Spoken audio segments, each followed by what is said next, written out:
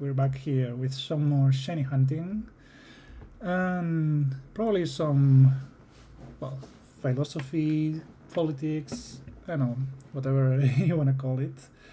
I think both have to be like hand in hand. Philosophy, politics, kind of like especially part on morals and logic, especially logic, right? Because it seems it's something that's lacking lately, even though I would go further than just lately, and it's been something, you know, quite common all around history, sadly. But now I think it's about time to change that, and that's what we're trying to do, what we will try to do, rather. Not trying yet per se, but we're starting to mobilize. I already have one really like super smart person by my side. It's been really hard to convince him because he's very like untrusty about the system and how it works, and I am so, right?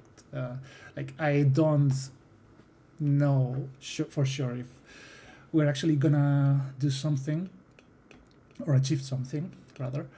But so from my point of view, it's worth to try, right? So it's better to try and not succeed than just stay with your arms crossed and watch how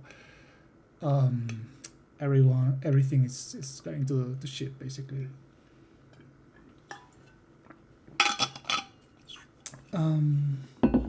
So yeah, we're here hunting for Fidos at the moment. We already got ours done, right? So we're just trying to get some for you guys. So that means that we're only missing 36 shiny alphas. That's quite a feat. And actually, I believe now we can go for Porygons as well. So that would be 2 more Pokemons that we would cross from our list. So yeah, that's good progress as well.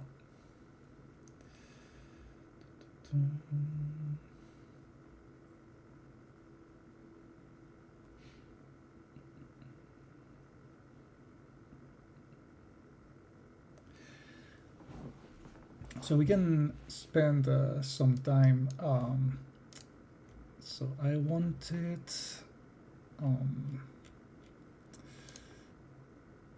Okay, nope. Yeah, I kind of messed this screen up last time. Let's fix this. So.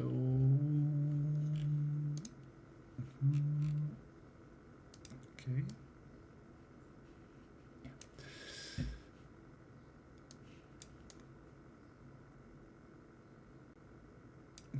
So I had nothing prepared in this. Basically, I want to return to the usual layout here. And we will actually share, I don't know if Tony's around, but we'll share the latest designs, as we sometimes did in the past.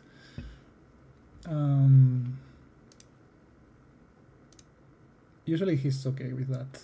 Oh, this is the list of what we're missing, by the way. And let's go here. Art gallery. Yeah.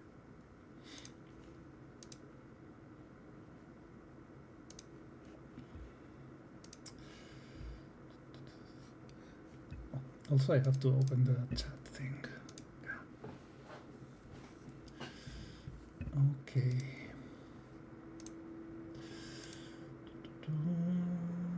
Yeah. Okay.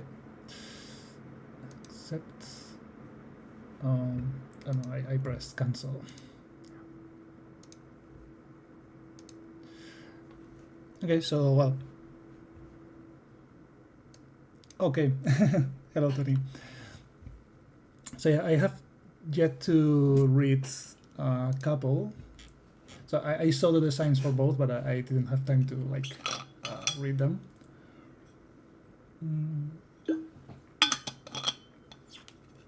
I think those are the only ones. Oh no, I didn't read the dog one. Or this? No, yes, this I read for sure. Yeah, this is the the special intimidate, right?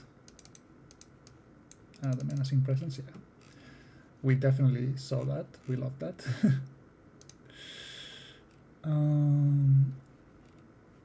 This is the electric fire type, which has this ability that can burn with electric type mobs. Well, with one electric type mobs, right?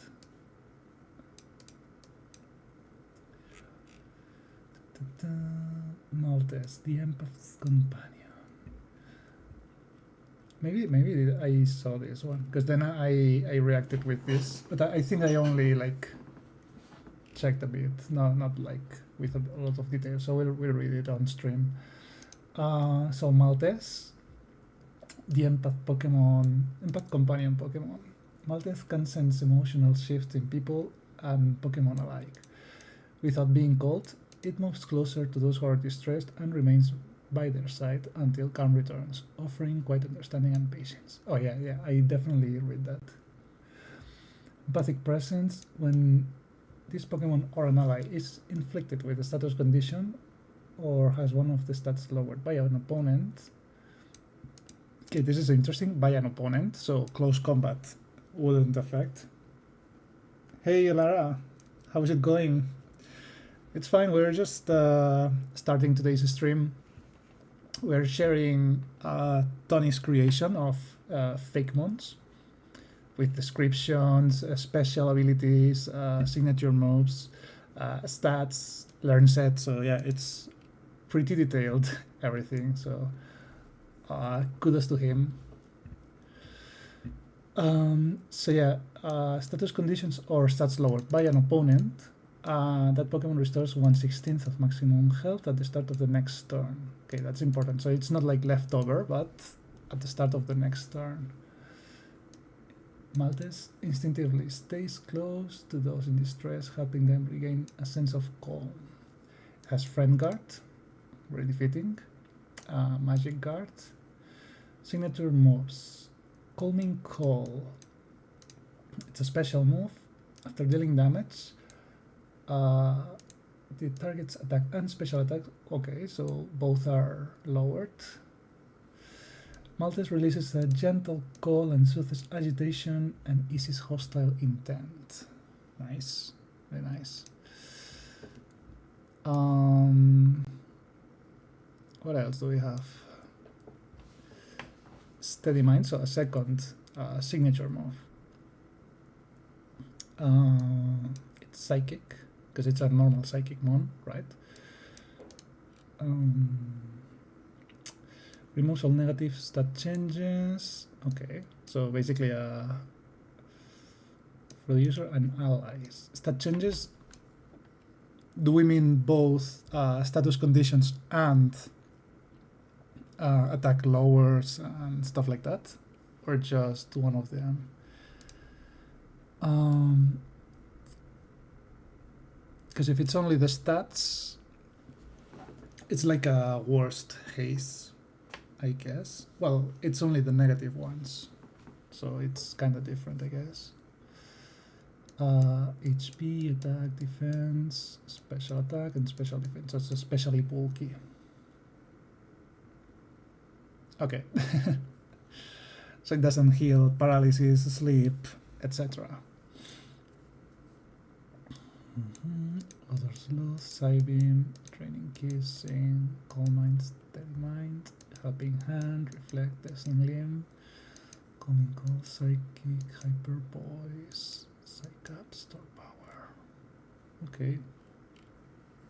It's a cute doggy. There's Lola. Nika.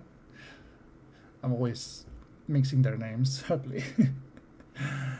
Yeah, okay, and this I didn't read for sure.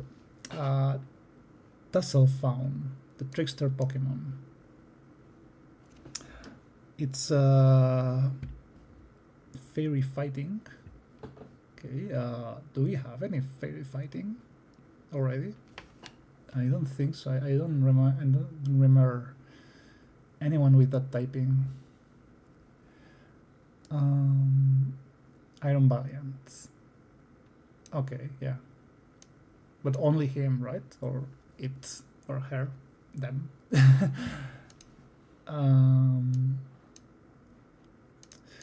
A mischievous fire Pokemon, Tussle Fawn. It doesn't have gender, right? Because it's kind of a robot, or does it? Mischievous fire Pokemon, Tussle Fawn is known to tease travelers into friendly bouts. It darts and spins around its opponent, striking only when the rhythm feels right. Though playful in nature, its skill in sparring is the result of long-honed discipline. Genderless, yeah. Abilities. Mischief Rhythm, signature ability. When an opponent uses a priority move or repeats the same move consecutively, its attack deals 20% more damage that turn. Tussle Fawn delights in breaking an opponent's rhythm, striking hardest when impatience or predictability sets in. Okay. Inner Focus and Prankster. Signature move, Phase Strike. Physical fairy with a bit of priority. It fails if used consecutively. Okay. If it strikes, Tussle Fawn's next attack deal 25 more damage. Okay, so it's I mean, it's quite strong for a priority move. For example, Bullet Punch, I think it's 30, right, or 40. So it's quite strong with a type. It can miss, and it buffs the next attack, but you cannot do it repeatedly. So it's interesting. A quick, playful strike that disrupts the flow of battle, leaving the opponent open to stronger blow. Okay, it's like it fits the lore. Yeah, 45 might be like a bit more fair. I mean, you have the chance to miss, right? So I guess you kind of have the balance there, but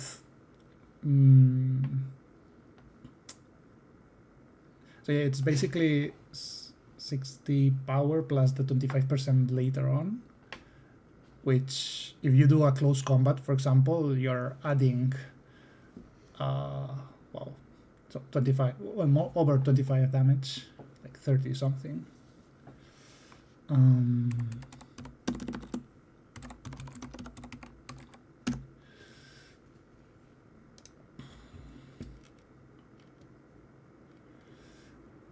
Yeah, Bullet Punch is 40. And I think Extreme Speed, it's 60. I think. Oh, no, it's 80. Extreme Speed, it's 80, but it's normal type, so it doesn't have stab or super effective damage, right? Because here it's 60 plus the 25%, is it, for stab? 25% of 60, it's 15. So it's 75 points of damage with chance of being super effective. With priority and buffs the next attack. So yeah, it's really strong. It's basically priority brick break with buff on your next attack. But yeah, 90% miss chance. So accuracy, I guess it's just playing with the numbers, right? So maybe you lower the accuracy, maybe you lower the damage. There's so like the idea is really cool. If it was meant for a real game, you would just have to play test and see how broken it is or how not, and then just play with the numbers, right? Good base stats, good attack, decent defense, and quite fast as well. Glittering match.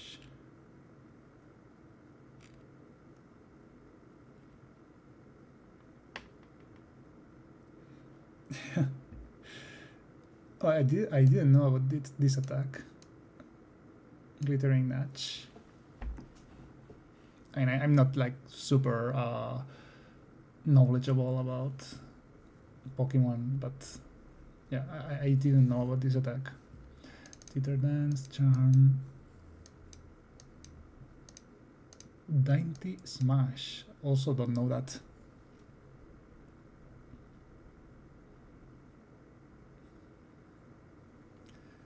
Okay. It makes sense that I didn't know them. Gore, Match Punch. Okay, another priority attack. That's cool. Drain Punch, Agility, Play Rough. Oh my god. Phase Strike, Drain Punch combo. Heal 25% extra. Or Play Rough. Or with Sword Stance. Oh my god. Oh my god. Oh. Throat Shot, High Jump Kick, which is a really strong attack also as well. Misted Terrain and Amnesia. Okay, this is really strong. Is it a single stage, by the way? I guess so, right? With these stats, yeah. Makes sense.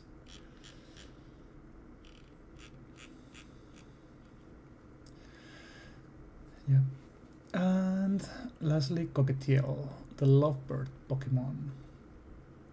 Cockatiel are playful, yet affectionate it's fairy flying, fairy birds, known for teasing displays and graceful movements. Locals in Lona often say that spotting a Cockatiel alone or as a pair is a sign that love or romance is just over the horizon.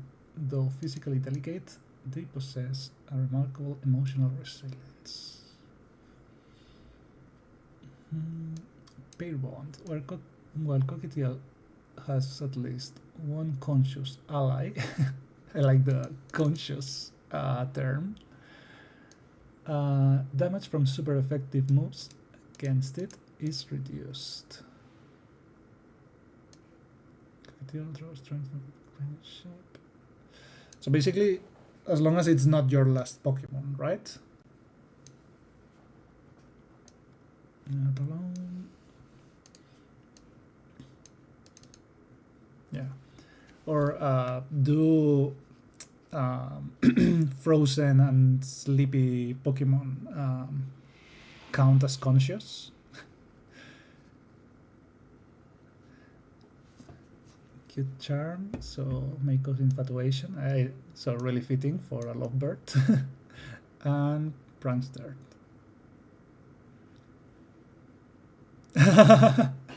Hello, Beef.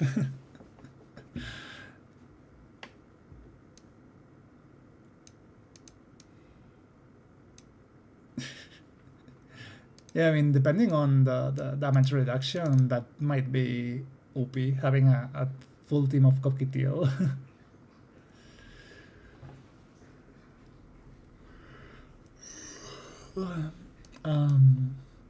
Signature move, Love Drift. Very special. If Cockatiel moves before the target, its attack is lowered. The target attack is lowered. Okay. Cockatiel releases a gentle wave of fairy energy that leaves foes flustered, dulling the strength of their attacks. The special attack. Sky Drift is flying special. If Cockatiel moves before the target, the speed is lowered. Okay, interesting. So really, a really good support Pokemon. Soft sweeping current increase plus 4, disrupting their footing and slowing their movements. Base stats 70, 50, 75. So it's quite bulky as well. And speedy, actually.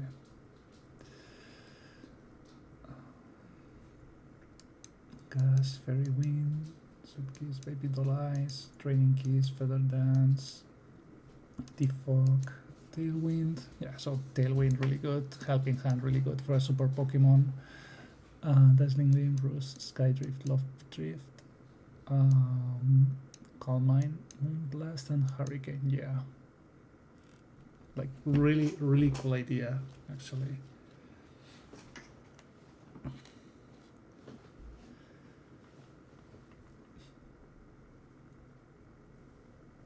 So cool.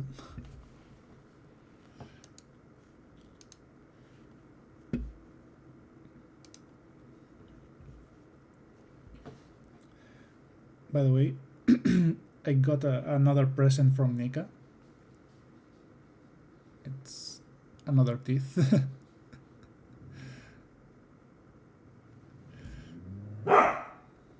Shh, Lola, bro. Lola, hey. Venga, va. A dormir.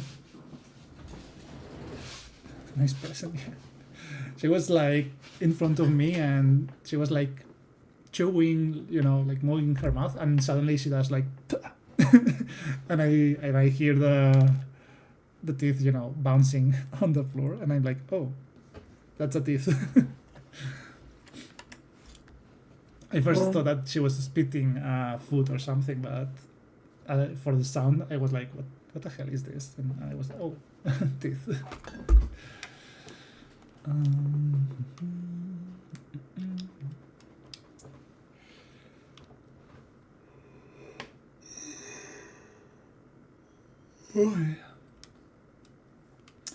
Let's say we have something around.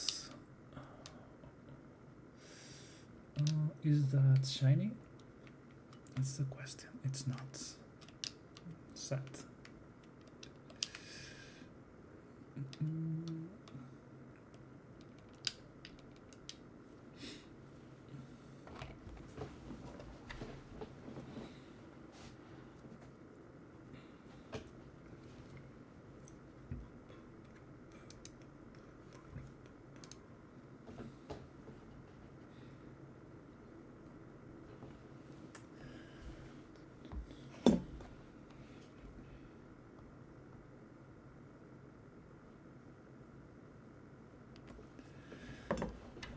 So yes, I've been lately reading a lot on psychology and anthropology and stuff like that, you know, and politics. And I came across this interesting book I told, The Myth of the Rational Voter, right? And it's got really good explanations on kind of what's going on worldwide, right? So not only with Trump in America, but you know, here in Spain also, like politics doesn't feel like politics, right? So lately, like not long ago, I saw a reel on Instagram, like, and it said like politics before, right? And it was Nixon and the other candidate. I don't know who it was. Maybe it was Kennedy. I'm not sure. But they were like being extremely respectful with one another, right? And even Obama with was it? I sorry, I'm not like really good at names and and American guys, but Obama and one of these his opponents, right? Well, his opponent basically, and they were telling his opponent like, oh no, about Obama, and he was like super respectful, like, no, he's a really prepared person, and you know, like we just have different approaches, right? But like, I respect him. He's a good guy. And his only point is like, yeah, I just feel I'm more prepared than him to rule, right? And if you've seen like last year's or like, well, not, you don't have to go to last year's, but more recent politics, it's all about throwing shit to your opponent, right? So I don't think Biden or Trump or whoever else said nice things about their competition. I mean, it's hard to tell nice things about Trump, to be fair, right? in that regard, it's really hard. But still, it's more like a popularity contest than something serious, right? So in this book, they introduced the idea of democracy, right? So why does democracy work in theory? So democracy works in theory because, let's simplify it. In America, for example, you have two political parties, right?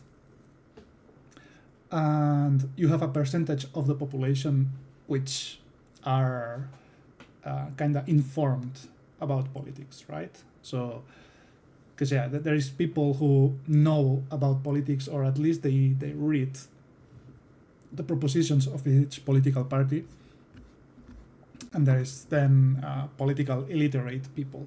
Like there will always be at a biggest degree or a smallest degree, right? But the idea on democracy is that, okay, you have two candidates, right? One is, I'm not saying right or left, okay? Let's keep it agnostic of ideology. You have two candidates. One is good, or a normal guy, with his ideas and stuff, and the other guy is like, it's just the demon. It's Austrian painter style, you know what I mean. Okay, and so you have a percentage of your people who are like knowledgeable about politics, and they see through all of it, and you have a percentage which is not. And let's say the percentage, the literary percentage is 90%.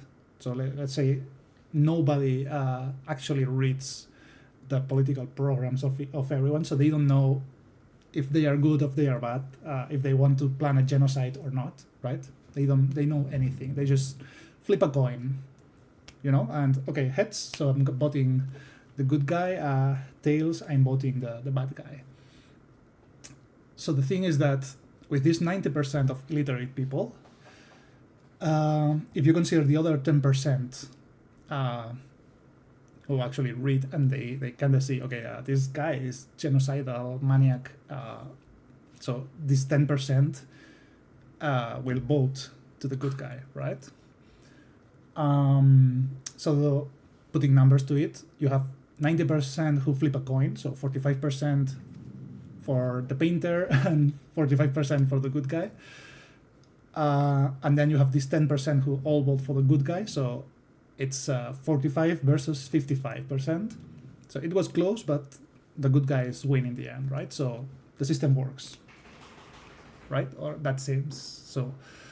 So in theory, it would work like that. Of course, it's a bit more complicated than 100% of the illiterates voting to the same place, and I really hope it's not the 90% of people who are illiterate in that aspect. But you get the idea. So it even works in a flawed area, right? In which people don't know what they're doing, right? So if it's 100% people who are literate, they would all vote to the good guy would win. And even if it's like this example of 90% illiterate people, the good guys would win. So it it feels like it's a perfect system, right? So as long as there is a percentage of people who know what they are doing, you'll get a good result. The thing is, it doesn't always work like that, and it doesn't work like that because of the bias of people, right?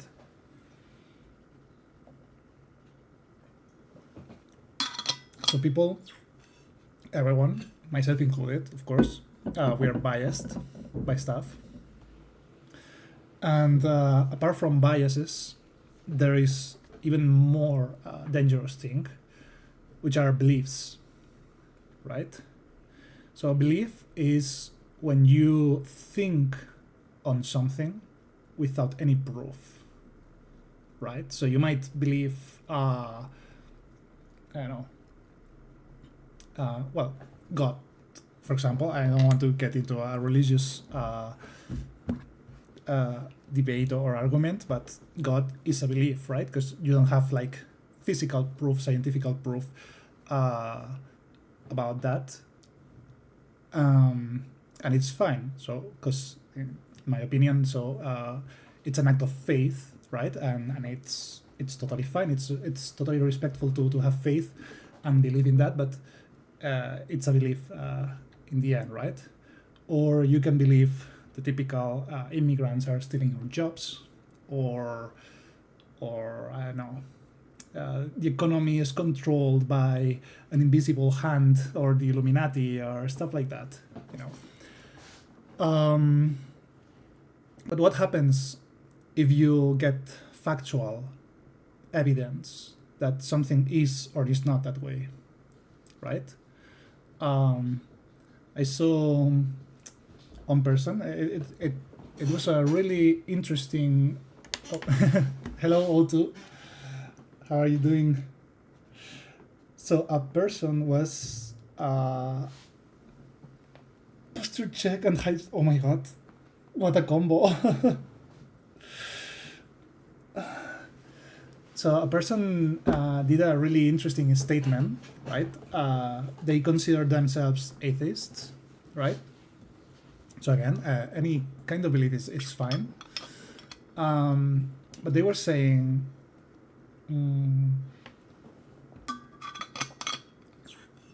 that, yeah, I'm an atheist. But if tomorrow, like there was some proof that God existed, you know, Jesus appears and starts doing miracles and stuff, and there's proof, that wouldn't change the way I live my life. And that statement felt like really strong to me, because I feel the same. Like I try to be a good person, so I'm not religious, but I do follow lots of things that are told in the Bible. Like, well, it's like the Bible. It has really interesting piece of morals and philosophy, like, and so it's not hard to just be a good guy and respectful and loving person to the rest, right? So in my case, I think it's kind of the same, right? If tomorrow Jesus appears here and says, "Hey, I'm here. God exists, heaven exists, etc." I would have lots of questions to him or it, but it wouldn't change the way I live my life. But it did the same question in the opposite way, right? So would religious people in the same scenario, like if the next day it was proven scientifically or in any way that God didn't exist, keep living the life the same?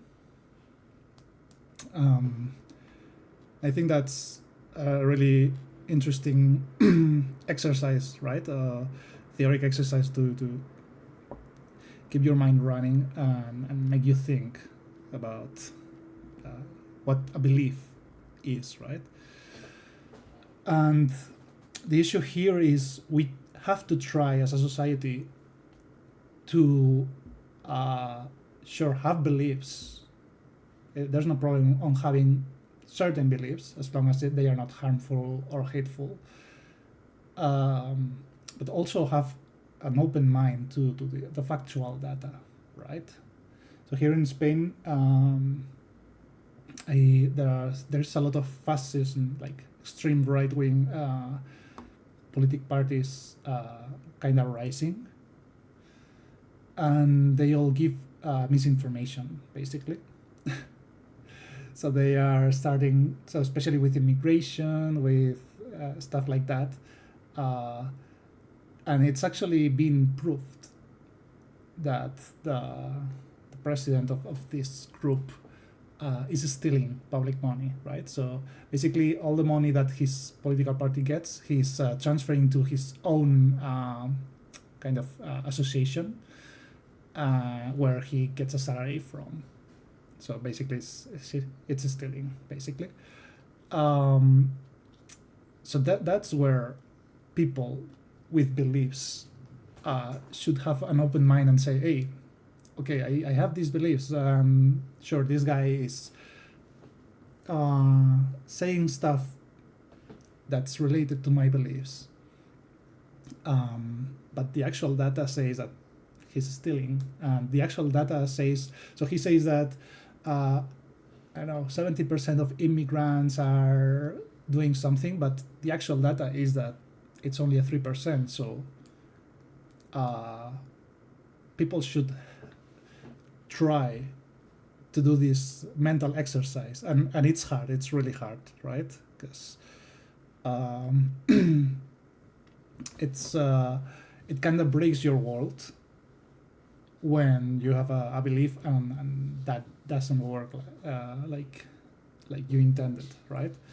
But it's also, I feel, it's a sign of evolution, right? Of intelligence, actually, to be able to accept when you're wrong. It happens in many debates that somebody is saying something without any foundation, and then basically Socratic method, you're asking questions, and at the moment, at some point, they kind of shield themselves with no, I still don't change my mind, you know, even with all the data behind that. And that's really dangerous, actually. And that's kind of our problem, right? So we have this problem of not wanting to have a critical thinking, right? And also we have a bias problem, right? And it was really interesting in the book. They explained they did a poll in the United States, actually, and they were asking people how much of the national budget they thought it was destined to foreign aid, right?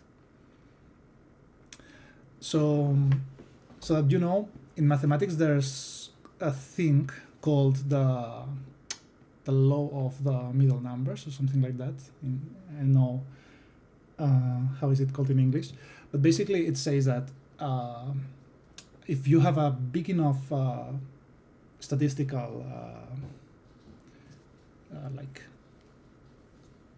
subject to poll about, you'll have errors, of course. You will say, so some stupid person will say 100%, and another stupid person will say 0%, right?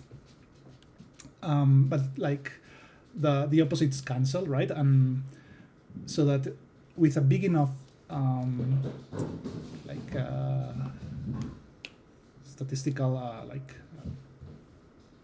portion to work with, the data works, right?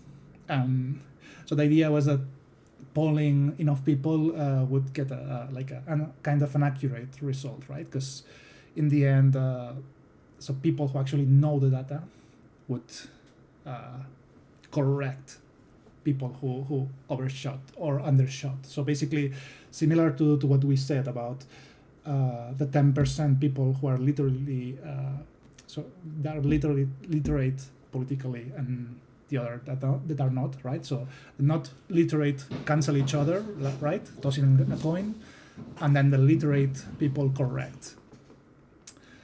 So in this particular poll, the median of the polled of what people said was a 10%. The actual budget was 1%. So we were in a situation where mathematics didn't work, right? And it's because of biases of the people. So people tend to overshot or undershot things, and it's by quite a lot. It's by a factor of 10, right? So imagine a factor of 10. It's inimaginable, right? So imagine you see a person in the distance and you say, wow, he's really tall.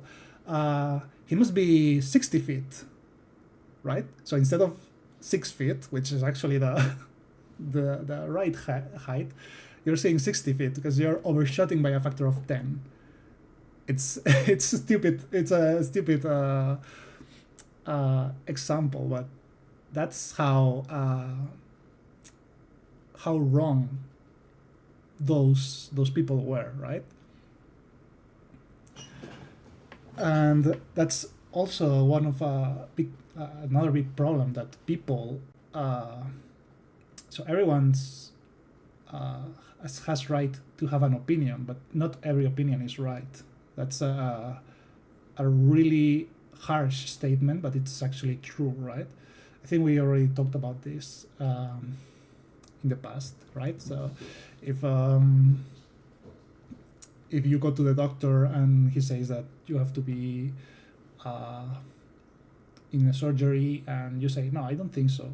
Like, which opinion is more important? Like, sure, it's your body and you can choose whatever you want, but like clinically, if you have to take the surgery and the expert says so,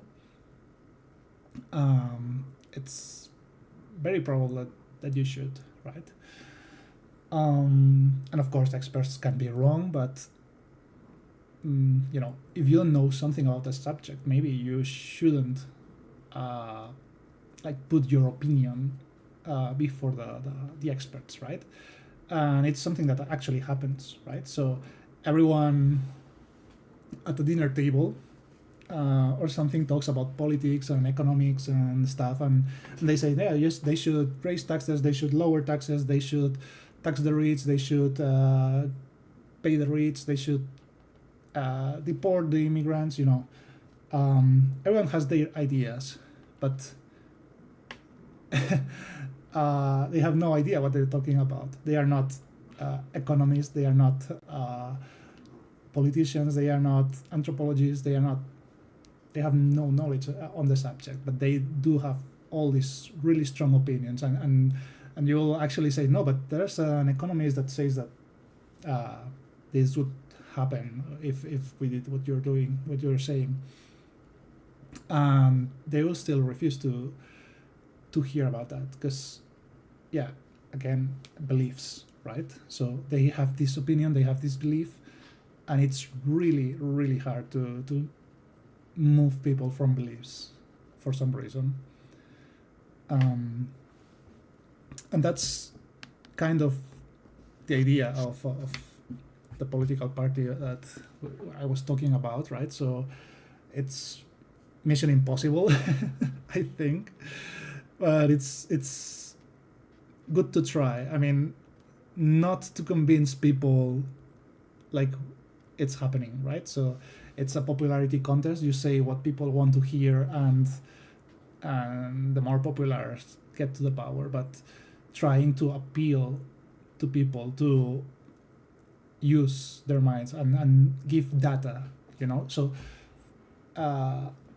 there's like 2 points: educate people and facilitate this kind of education, right? So we want people to be rational, we want people to have access to the information, we want people to actually contrast our information. And if we say something and somebody corrects us, that's huge, right? That's perfect. Because, of course, people will make mistakes sometimes, right? Even experts. And I mean, even scientists do mistakes. So many times there was a publishing of a scientific discovery. And that's the beauty of science, that you publish something on a scientific magazine, and then a team on China or Japan or America, wherever it is, they replicate your experiment and they say, hey, no, or if it's maths, they just double check the formulas and they say, hey, there's actually a mistake here.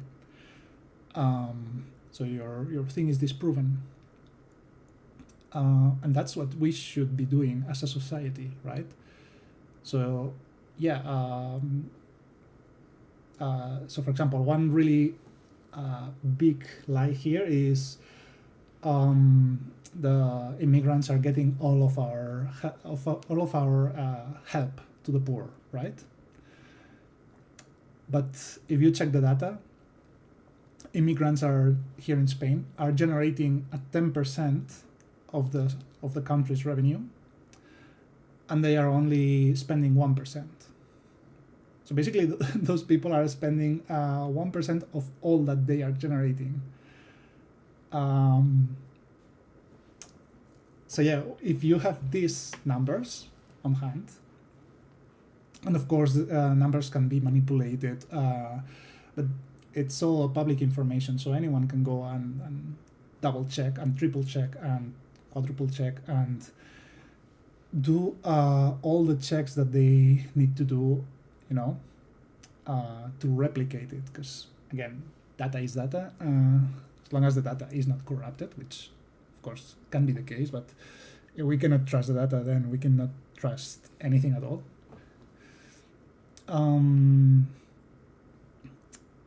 So yeah, so once you give this data to a person who with this belief that they are getting all the help,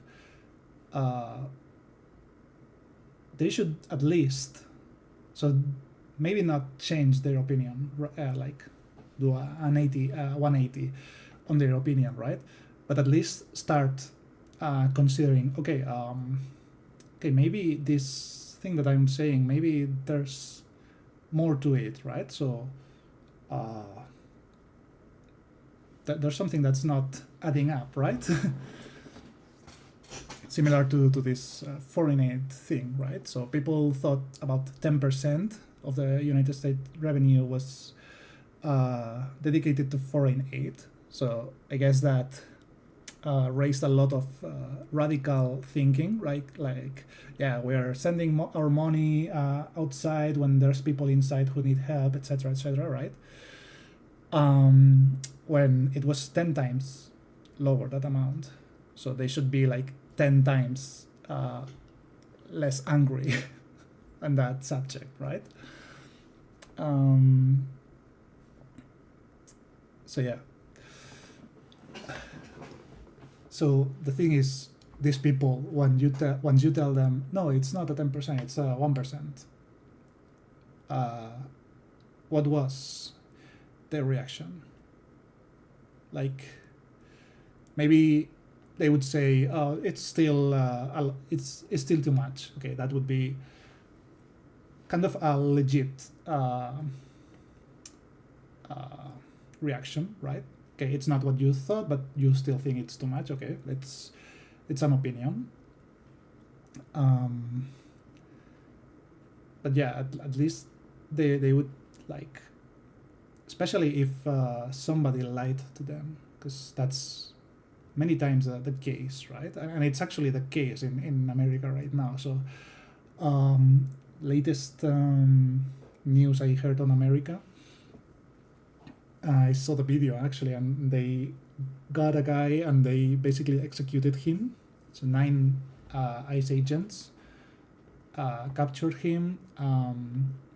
He had an arm in his holster, but he didn't touch the arm, the weapon in in any moment. I mean, in fact, one of the agents got the gun, so he was unarmed. So I think that, I mean, and I'm not saying guilty, not guilty, or anything, but 9 people should be more than enough to handcuff an unarmed guy which is laying in the ground and just detain him, right? If they have to detain it, I'm not sure. I'm not saying they had to or not had to, but you have a guy laying in the ground, handcuffed, unarmed, and 9 people to deal with that. I mean, he's either a beast of a guy, which he was not, or it's enough to just you take it, put it in the car, and do whatever your job is, right? But these guys shot the guy. So there was a guy in the ground, handcuffed, and they chose to shot him 10 times. 10 times. Like, and I'm it's an execution, basically. And the thing is that there's video evidence. There's many videos on this. But the White House response was, so in any moment they recognized the abuse of power there. I mean, it would be super easy, and it would be like a good move on their side to say, yes, we've seen the footage, the guy was armed, but whatever, and yes, there's been like let's say like a not a good procedure, right? So it's not the intended procedure, and we will sanction the involved people for, basically. So the good course of action would be, these guys did their job wrong. It's their fault. It's not my fault. It's their fault. They didn't do what they are supposed to do, and we will punish them for so, right? Which is what would happen in any other case. Lola. Actually, one of my friends told me about this subject. If this was actually, if that happened in a war zone, right? So it was not a civil guy and eyes, but it was a war zone, and it was like 2 enemy soldiers, and happened the same. Like so, 9 soldiers get an enemy soldier in a war. So we're saying there's an active armed conflict. 9 soldiers get an enemy soldier, they disarm him and they shoot him like that. That would be a war crime, and it's condemned by the Geneva Convention. I think it's in English.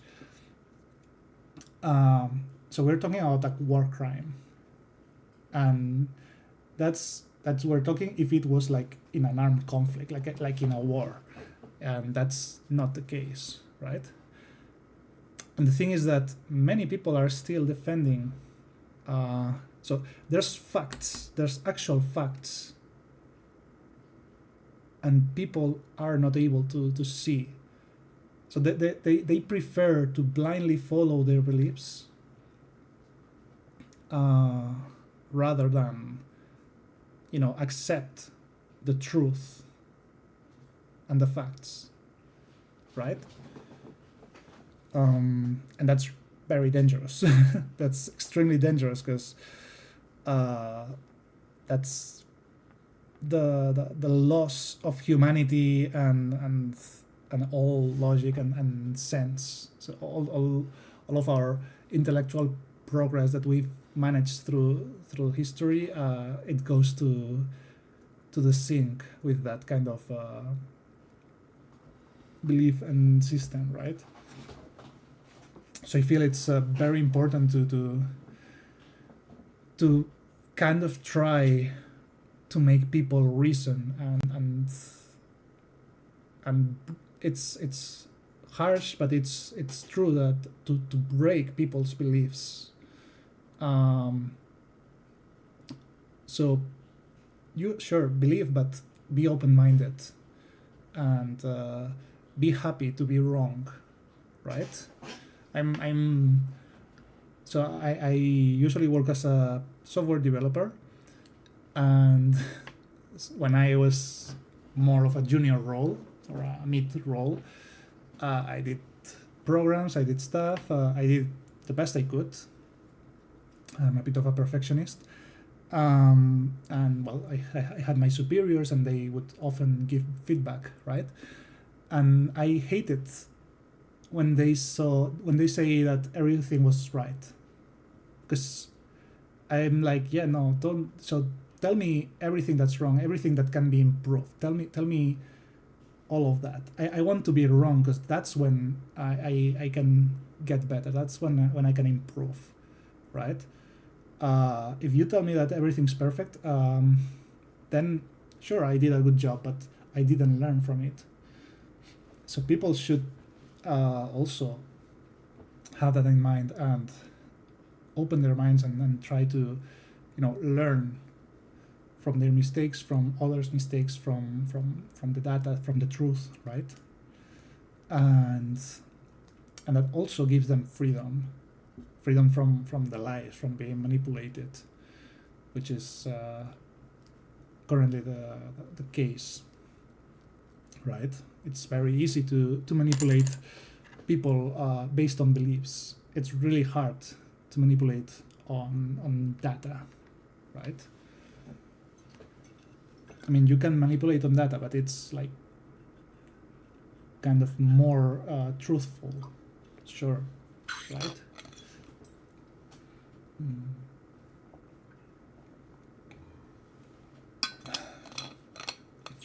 So you have to follow something, at least follow the facts, right? If immigration is a problem, okay, but prove it.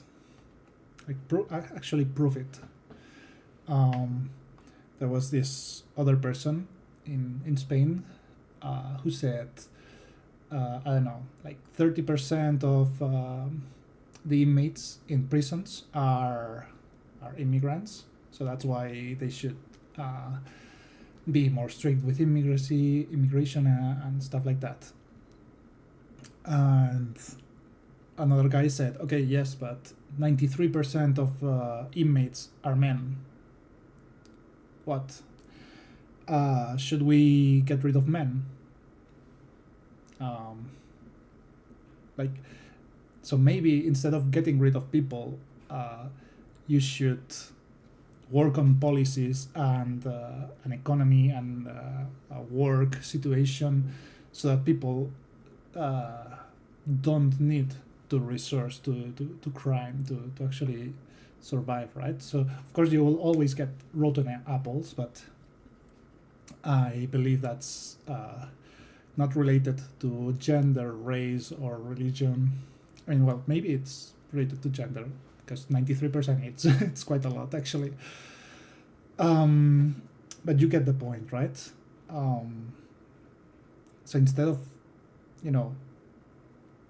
going through a hateful speech, which of course it sells a lot, because people has these strong beliefs, even though they don't know about the subject, but they have all these strong beliefs, and it sells a lot to be hateful. I mean, if you are in social media or you have seen TV, you know about the term rage bait, right? So you publish something that makes people something against or in favor of things that people have really strong opinions about or against, and you get a lot of follows for that, or a lot of views.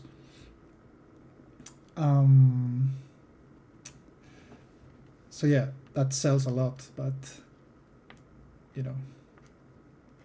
maybe there's a different way, right? A more humane way to deal with stuff.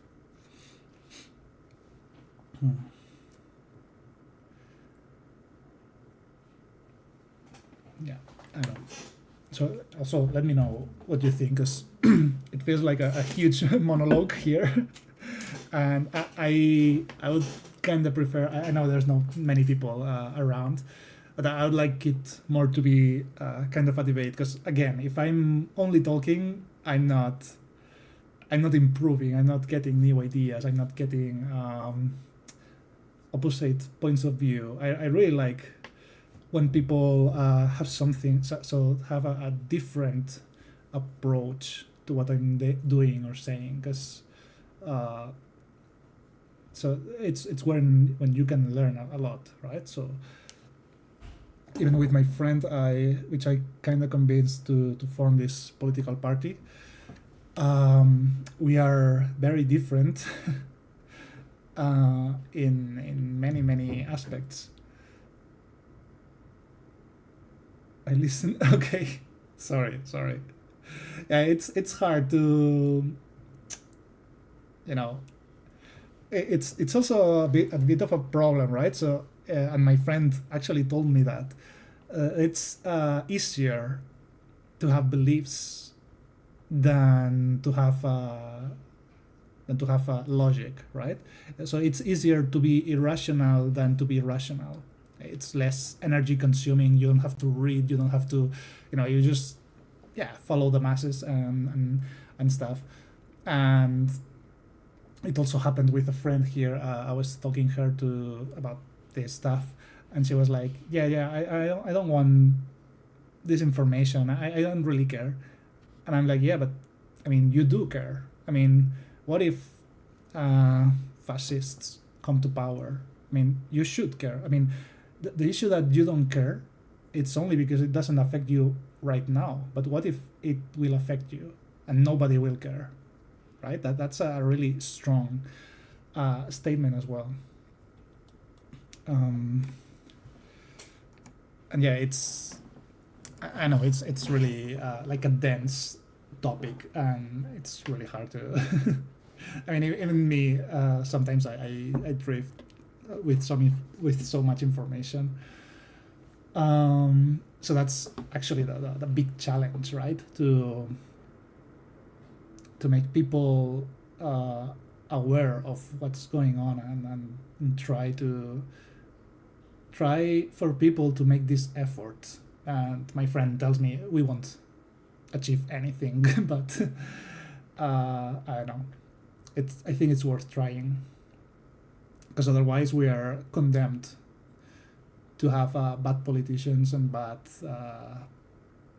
everything. Basically, we are adrift of the bad guys, you know. And yeah, returning to this, I would love for you guys, for anyone who has their opinion or their data. I mean, even if it's an opinion, it's cool to talk about opinions, and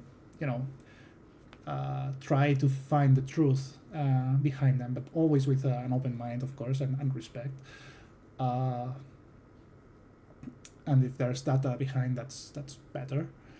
And for example, my friend, I really was hoping that he would join on this subject, because he's very intelligent.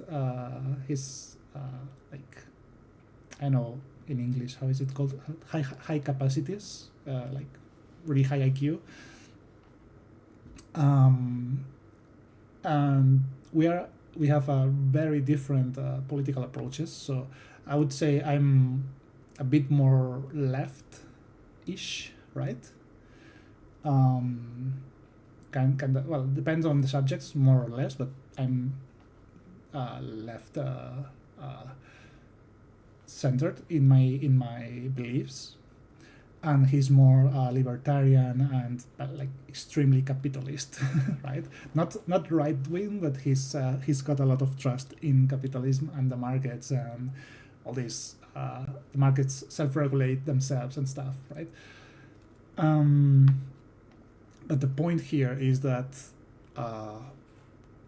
our objective when talking about these subjects and So first of all, he's very knowledgeable. He's not only having these opinions and thoughts and beliefs, but he has data, and he will show you papers and presentations and books like talking about these ideas and stuff, right?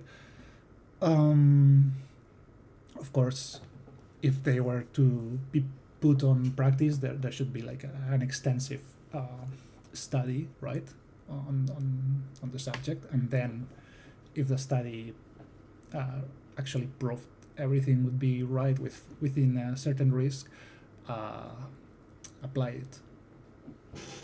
But the thing is that even if we have a different ideology,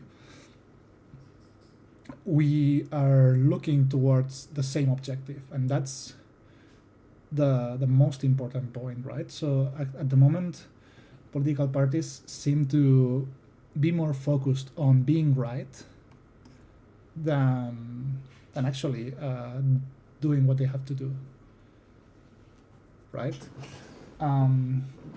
So the idea here is, okay, you're left, I'm right, or vice versa. So we want to, I don't know, make America great again. It's a good phrase. It's a good objective, right?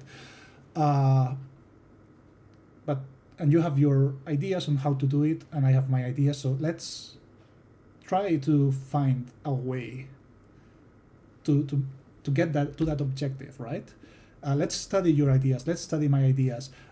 Maybe there's a third idea we didn't think of, but talking with the experts, we can manage. Or there's maybe like an intermediate solution. There's not this dialogue in the current world, right? It's not about solving a problem. It's about I'm right and you're wrong.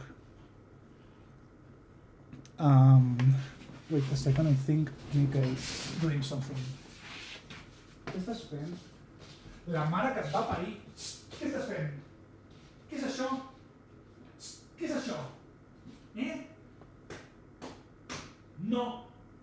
No. No, no, no. Marana.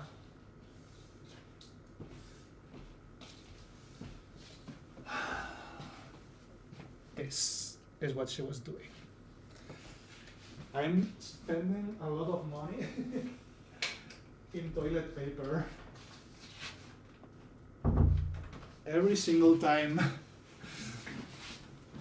I leave the toilet paper open. I like the toilet door open. Oh my god, she's so mischievous. Oh shit. Yeah. Yeah, Lola is growling now.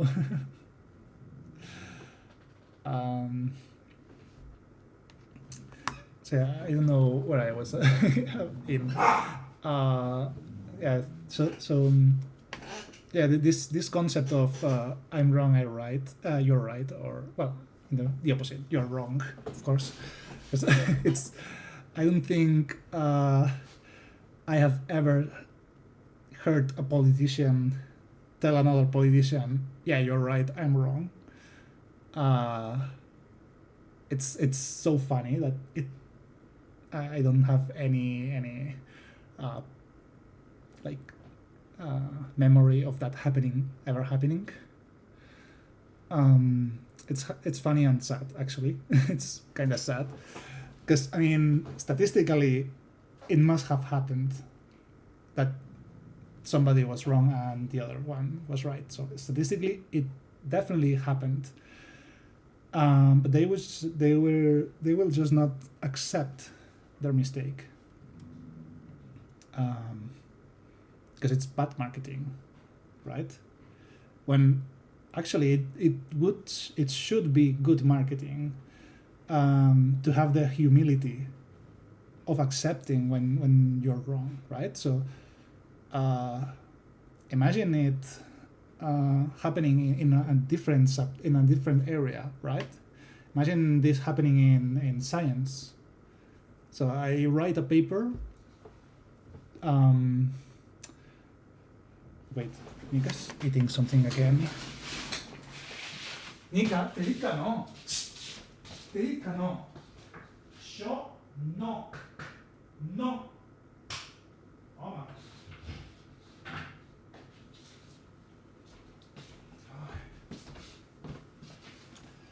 With Nika, it seems I have to like close her in a room without anything, because if she has access to stuff, she will just do a mess.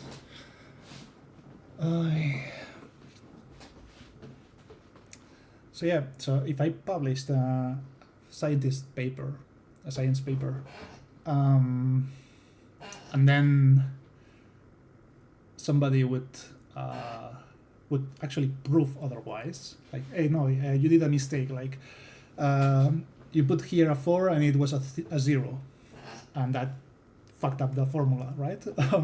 or the typical minus sign. Oh, you forgot a minus sign, and that fucked all up, right? And I was like, no, you're wrong. Or I wouldn't accept my mistake, right? That would be like so stupid, right? When there's actual proof. And the same this happens. So it would be stupid, but and it doesn't really happen in science or other fields, right? Like, I don't know, you go to the supermarket and they charge you twice for an item, and you say, hey, you're right, and they say, hey, oh, you're right, you're right. So you're wrong, you charged me twice, and the supermarket will say, oh, you're right, I'm wrong, and they will fix it, right? So any store, so many places, it will work like that, and it's good that it works like that, but not in politics. Like, I mean, let's return to this murder or execution that has recently happened there. At any point, the Trump administration like accepted. I mean, they don't even have to accept the guilt. They just have to. They can just blame others, like not others like the opposition, but they can say, yeah, it was a bad actuation, bad act on this particular ICE agent, but that doesn't, speak for the rest of the agents, and that would be a good statement on their side. Of course, we know it's not true and all that, but within the world of the lies, that's a more acceptable lie than just saying, no, they did what they had to do, etc., etc. When it's clear and there's footage and there's proof that it was not. It was an act that would be considered a war crime if it was done in a war, right? But yeah, the thing is that since people are not bound to logic, and that's what we must change as a society, because otherwise we are doomed. Lola, bro. Nika, tú quieta, ya te veo. So as long as people are bound to beliefs and not logic, these lies will keep happening, because these people will believe, and if they say we were wrong or this particular person were wrong, people will also believe that, right? And it's easier, so it's better for them to have people believe they are the good guys and everything's fine and nothing happened, even if there's actual proof. But if people actually used logic, checked the facts, and they just have to follow the equations, the formulas, the information. Of course, double check because there's fake news and fake information and all stuff. But if people can go past all of that and not be bound by their beliefs, and they just stop being sheep. So the idea is that, so once you're following blindlessly something, you're just sheep, right? So when this change happens, it's when we can talk about real politics and not this just popularity contest or shit show that we have going on. By the way, I really like the sheep comparison. Okay. Not calling anyone an animal or stuff, but I really like it because sheep are very stupid animals, right? I mean, it's not that they are stupid, but they have like this behavior, right? And they basically follow the first sheep, right? They like the typical follow the leader, so the same. The only issue is that the leader is just the sheep that happens to be in front, right? And that's actually why sheep need shepherds and shepherd dogs, right? Because they will blindlessly follow the leader, and if the leader jumps down a cliff, they all jump down the cliff, right? That they have no, so again, they don't have this critical thinking, this rational thinking of, hey, I'm here in front of the cliff. The guy is in front jumped, but maybe it's a bad idea. So they don't have that. They just follow, right? And that's what's happening with people if they don't have critical beliefs or the critical thinking, and they double check facts and so yeah, can happen that one of these ship doesn't know about gravity and fall damage. But we are humans, we're not ship, right? So we definitely have the tools for that. So we just have to stop this follow the leader trend and be individuals in that sense, right? And use our critical thinking to make decisions for ourselves and not let the others decide for us. I'm not sure what's going on there. So every time I check, they are so Nika is still. It doesn't seem like there's much going on, but I know. So it's hard to say if Lola is grumpy just because or Nika is bothering her. Let's see.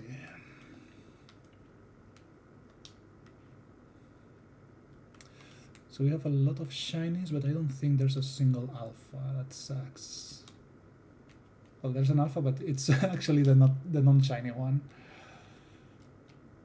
Celebración? On-screen celebration, what's that? Oh, it's actually bits. Oh, thank you. Thank you very much, O2. Yeah, I'm so disconnected from from Twitch. I don't really know what's everything. I thought that was like how is it called? Like the hydrate thing, like the channel rewards. I didn't know that was bits. Thank you, O2.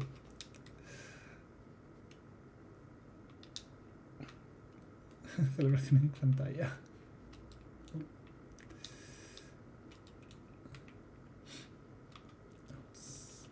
Oh, the carving is angry.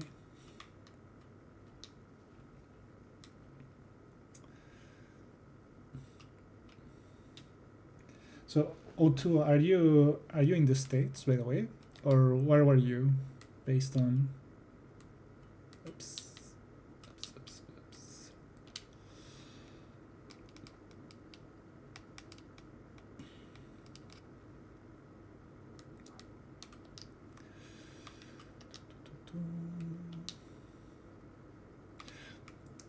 I was asking if you were in the States or where were you living? I don't remember. I think you're in the States.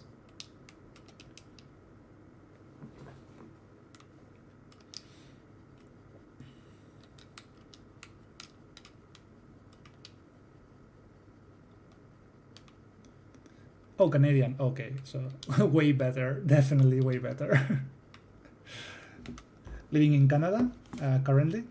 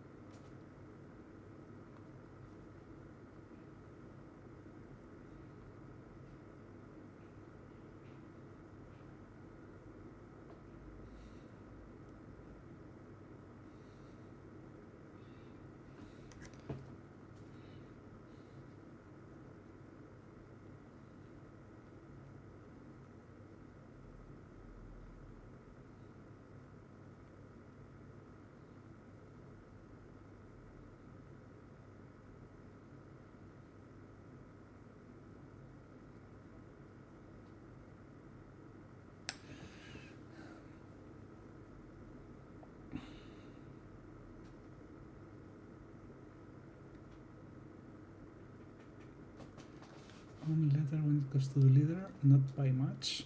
Oh, really? Is it so bad in Canada? I mean, it's hard to believe it's as bad as America at the moment.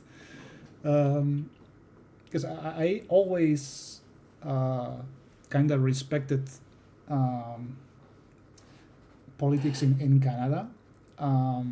So not about the policies themselves, because I'm not knowledgeable about them, but I always respected the simple fact that your health ministry, as long as I know, it's a doctor or medicine related. Your agricultural ministry was a former farmer, uh, and so on. You know, so like the ministries are specialists in their area, in their respective areas, right? Or at least it was back in the day. So I always respected Canada politically in that regard, because I mean maybe they are wrong. That I mean it's politics, so of course there's corruption and there's personal interests and stuff usually, but at least, like at the very least, the guys have the knowledge or should have the knowledge on the subject they are talking about or they are ruling about, right? Because here, so maybe the defense person, the guy, the defense ministry, the guy is actually a woman, or it was a woman lately, like that's in charge of the army and stuff like that. It's just a journalist, and yeah, so maybe she's doing a great job, which I mean probably not, but it would give me much more comfort to have people who know about the subject. So doctors on the Ministry of Health, so people from the army on the defense.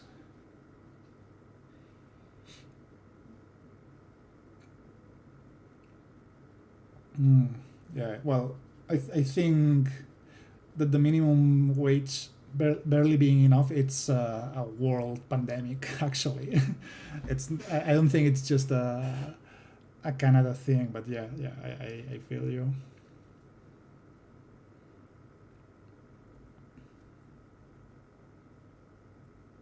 It's actually interesting because I think recently I saw something about the Canada Parliament, and they were saying that there was like I don't know how like almost 2 millions dollars destined to bring experts from other countries to Canada. So basically, they were. I think it was a measure to bring people from America, experts from America, um, to work there. Yeah, you probably want to leave the country especially if you're not from America. So feel free to come here because we will have works for you guys and stuff.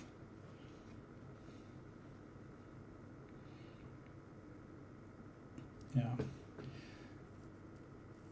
Yeah, here in Spain, well, the minimum wage is definitely not enough. Like, I think minimum wage it's it's maybe over 1,000. Like, my mother is getting like 1,200 or 1,300 a month euros. But if you are renting a flat, like a small flat, renting a flat, it's already 700 or more. So yeah, renting a flat 700, gas, electricity, water, internet stuff, it's probably 200 more.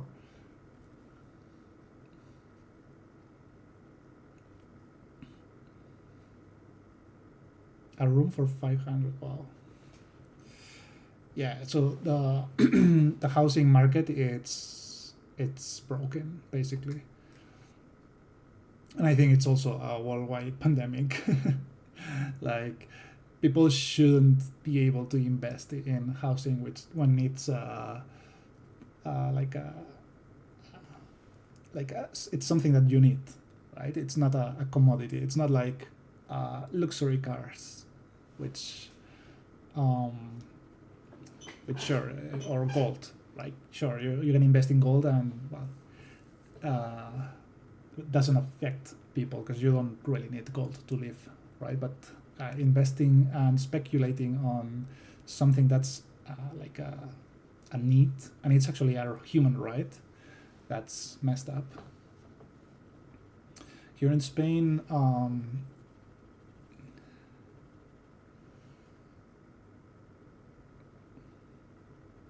yeah, wow, 4 people, that's really suck. Yeah, that's horrible. And even 500, it feels like a lot for only one room. Here in Spain, I don't know how it will go in the end because, you never know. But the actual government, the current government, wants to like create a government, so a public housing enterprise, basically. And the idea is to create houses and offer affordable renting prices. And I think they were talking about 30% of the actual market price. So basically, they will create a lot of housing, and I don't know if in Barcelona the medium pricing it's 1,000. It's actually not the medium pricing, but the estimate price by square meter. If the price is 1,000, those flats will be rented for 300. For 300, sorry. So it's a nice idea because basically it creates competition with speculators, right? So as capitalism works, everyone will have this option of a 300 flat, 300 per month flat rent. So basically, people who are living off renting flats will have to drop the price. Otherwise, nobody will actually rent a flat for 700, for example, right? So it's a nice idea. We'll just see how it works, of course, because it's public money. So that means it's paid with our taxes. And the usual stuff is corruption, right? So we have to see if there is 1,000 million euros invested in this idea, how well spent that is, right? And how there are actually results on that. But yeah, I think as an idea is good. It's all about the execution, to see how it works. But yeah, the idea is to create something, some alternative to these speculators, so that to kind of regulate the market, because they tried doing some rulings and some stuff, but it's not enough. It's never enough. So they had this rule. It's quite funny in Barcelona. So basically, they limited the price you could put in the flats, right? Depending on your square meters. So basically, a guy was trying to rent his flat by 1,500, and now by this regulation, he has to go down to 700, right? So he cannot put the price that he wanted to. But with each rule, there's like tricks you can do, right? You can play around the rules. Becoming Batman.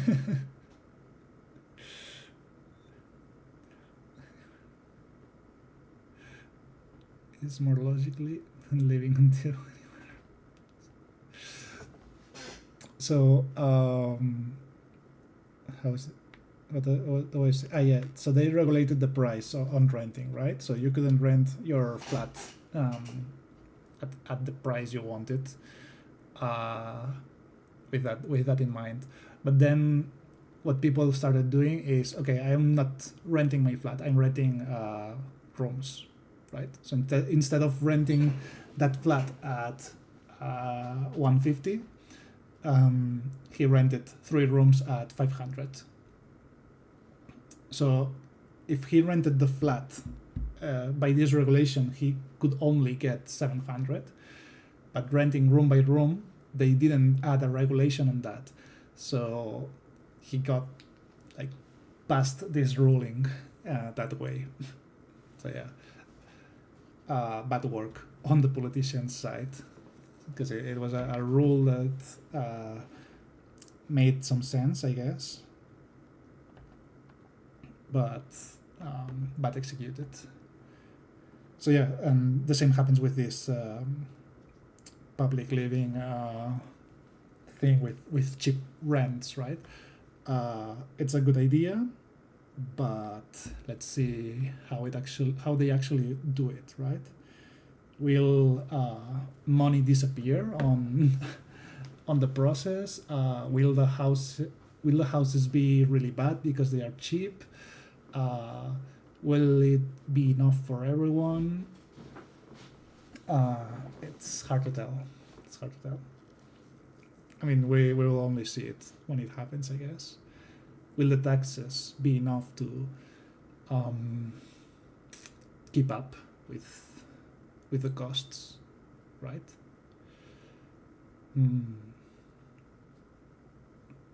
But well, it's a good move. It's a good in the right direction, I think. I mean, it's my opinion again, not contrasted by experts. I hope they actually did this studies and stuff, and so they have the numbers and the proof that was the good idea. 1 second, I get a package.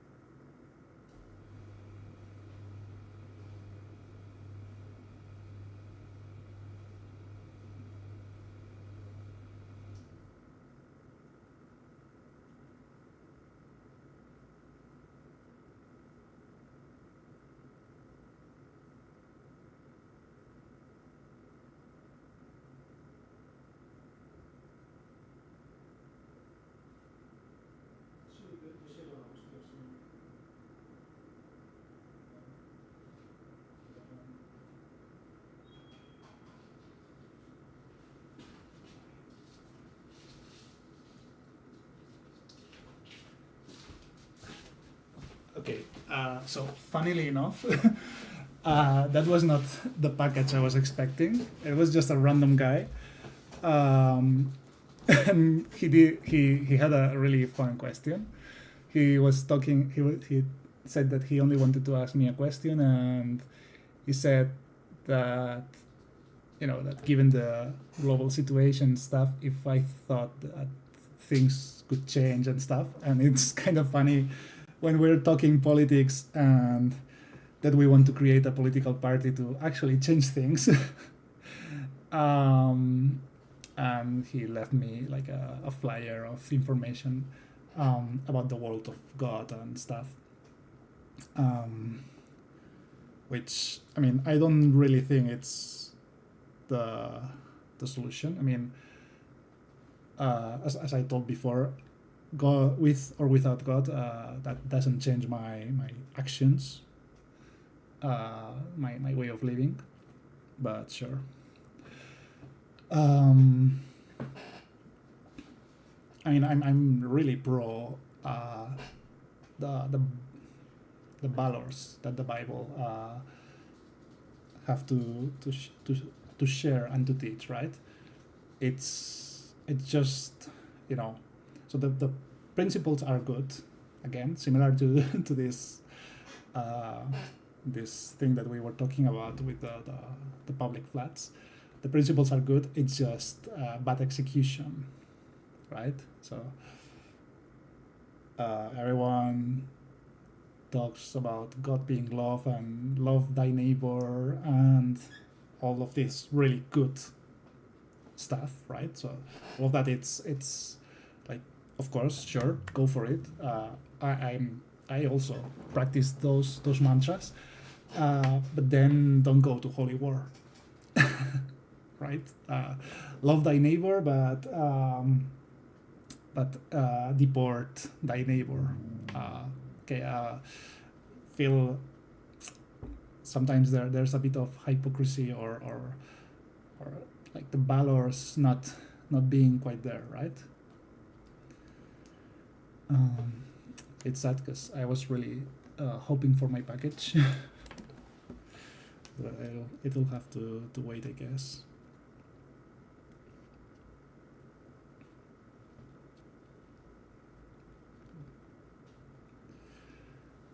And how is it that you want to go to Thailand, O2, for any specific reason? I heard many developers, and I guess if you want to work in game development, it's kind of the situation. I heard that many people actually go to Bali because it's very cheap, the conditions are really good, and stuff. But I never. So I know Thailand is also quite cheap, but any reason why Thailand or not Bali?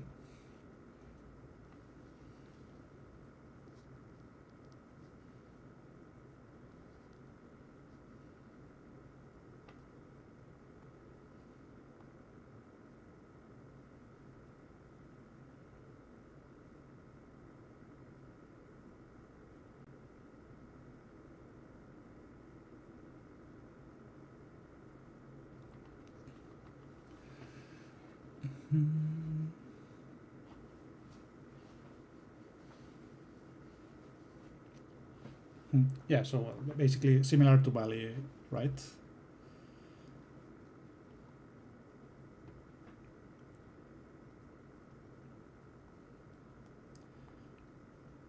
I mean, I don't want to point fingers. The Thailand. Okay. Because I didn't want to point fingers, but when I hear about Thailand, the first connection that my brain does, it's lady boys. So I was thinking, okay, maybe it's that, which it's totally legit. Of course, I'm not against that. But I was just curious if that was the issue. Yeah, Thailand. It's so the first connection is like sexual tourism and ladyboys, and Okay.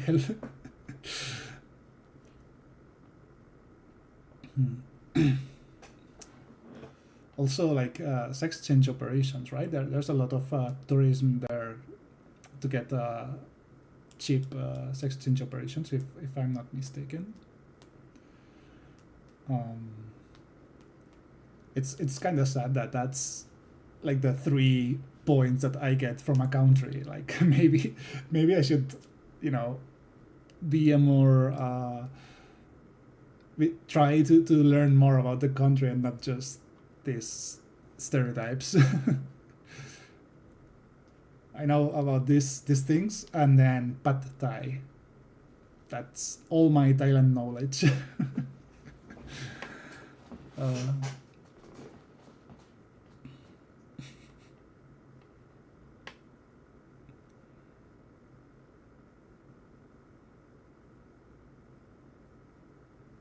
oh yeah. I don't say they are not true. Uh, I mean, in this case, it's more like a fact than stereotype, right? But it's just the first thing I think about. Yeah, of course. I mean, I think it's true. It's just you cannot generalize, right? So it's true that many people go to Thailand for this kind of activities, but you cannot say everyone is going there for that.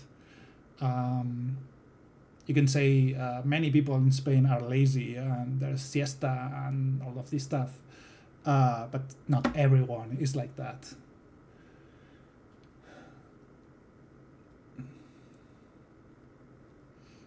You don't really have an accent compared to generic American. I don't think I know about any Canadian stereotype. I know, well, you have mousse, you have maple syrup. uh, that have strong kind of. Sounds weird. Yeah, but I don't know about any stereotype on Canadians. Like, for example, with Americans, you would say obesity, right? McDonald's and obesity. It's probably the biggest stereotype that there is worldwide. And well, religious and other despective stereotypes that we won't be touching at the moment. But I don't know about Canadian stereotypes. Like, can you enlighten me? what do the Americans say about you? Like, oh, he's Canadian. He surely, I know, loves beavers or I don't know, what's the what's the stuff that you usually get?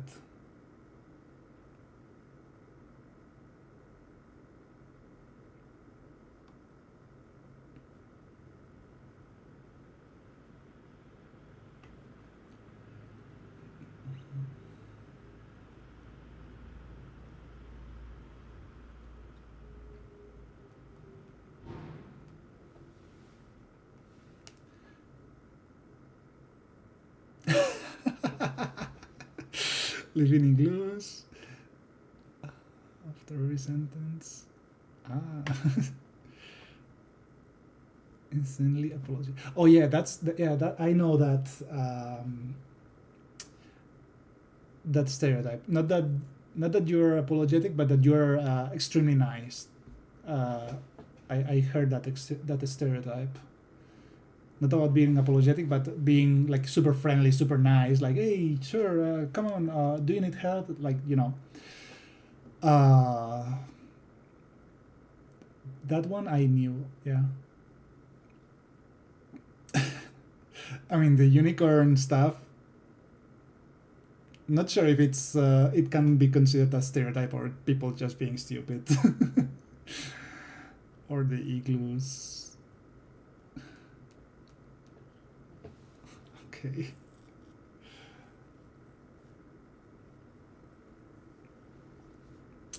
Is it true that you have a good healthcare system, by the way?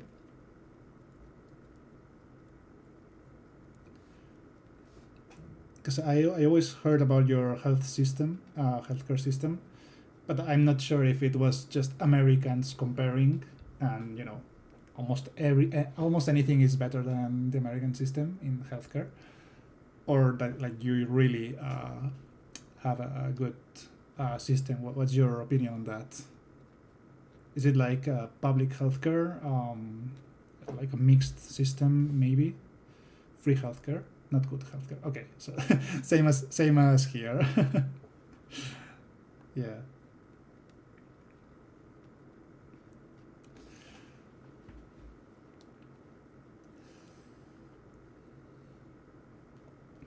Also, one of my friends, he shared me a really interesting idea. It's super polemic. Okay, so don't quote me on this. It's super polemic, but I think it's so it's super polemic, but I think it's at least worthy of studying, right? That like the implications and the effect. So basically, I guess kind of similar happens to in Canada. So we have when you're paid, part of your salary goes to taxes, right? And some part of this salary goes to a different tax, which is the social security, which is the public healthcare. So basically, well, over the year you're paying, I don't know, I should check my paychecks to know the exact numbers, but maybe you're paying 300 euros, 400 euros, maybe more or less, depending on your salary, on public healthcare. That they are deducting that from your gross income, right? And this friend of mine, he said that it was a really curious approach, but he said, okay, so the thing is, you're paying all this money, and you get a bad service, right? Because that's the point, and I guess you have something similar, okay, bad service, and you're paying for that in a way or another. And he said, okay, so why don't just privatize all the healthcare, right? And that money, those taxes, go to the public. So you're not being deducted those 300 euros every month. So that goes to you. And then you just get a medical insurance, which I actually have, right? So, and many people here in Spain actually have medical insurance because you cannot rely on the public healthcare. The only difference is that, so yeah, you're kind of making everyone have an insurance if they want, if you're healthy and you want to, so you can risk it. But you're also getting money that you would otherwise be paying in taxes, right? And you choose the kind of insurance and healthcare that you want to, right? Rather than having a bad healthcare. And his idea of having all healthcare being private is that, market regulates itself, and people could choose the service. So if there was a bad hospital as a business, they would collapse, and another good hospital would thrive, right? And maybe buy the other one and improve the service. Something on that line. So really, I mean, really hoping that the market would regulate itself and service would improve in that line. And in kind of a sense, makes sense, right? So because, I mean, in the end, I'm paying like 100 euros annually on an insurance, and I'm also paying like 300 monthly for the public service. So if I didn't pay for the public service, I would get 3,000 euros annually. and I would only pay 1/3 for that for the healthcare that I want, right? So maybe the prices would increase a bit, or like something would happen, but the main idea is that you get that money and you decide with that money, and then the market regulates the quality of the service, right? Um, Again, it's this really happy idea of the market regulated themselves, right? And if somebody does a bad service, they don't get the businesses. So I really think it's a bit dangerous on that line, because in the case of healthcare, usually in a free market you can choose. You can choose to buy from Apple, from Samsung, from whatever. But in healthcare, it's a bit more different and more difficult, because you're also kind of tied to your geographical location, right? So that means that if you have so here, for example, I'm in the mountains, I only have one hospital nearby, and if that hospital really happens to be bad and do a bad service, and I have to pay for that, and I don't have the option to go to Barcelona to go to one, because I'm ill, I'm old, I'm limited in that sense. So it's a bit dangerous in that sense. So again, it's an idea that I think it's interesting to do some studies. What are the consequences and the problems and the pros and the cons, right?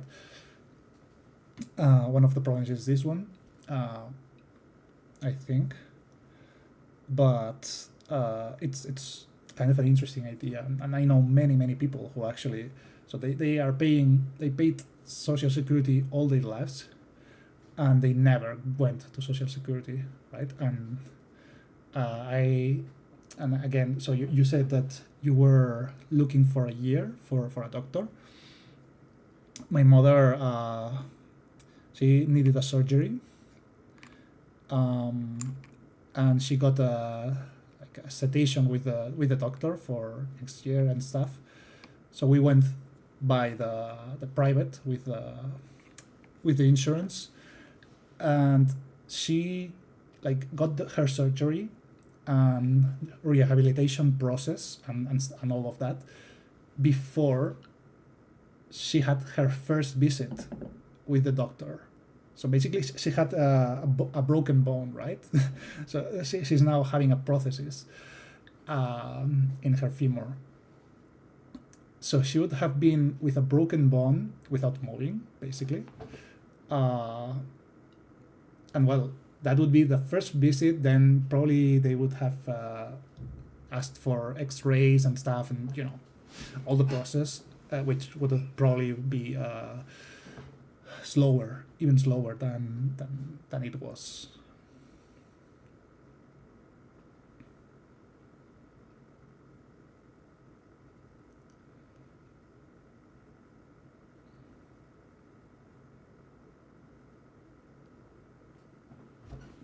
Oh, interesting.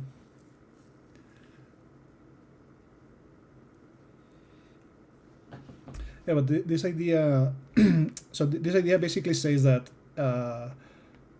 so you say the service is bad, right? And why is the service bad? The service is bad because the government cannot pay or manage the resources they have, right? So basically, they have an income. They tax people, and they have a budget for healthcare, and that budget has to go to workers, to maintaining the buildings, to material, etc. Right? It's something that it's an expenditure, right? So the idea there is, okay, let's privatize it. It's not an expending anymore, and people actually get their taxes, and they can get the insurance that they want, right, with those taxes that they are saving,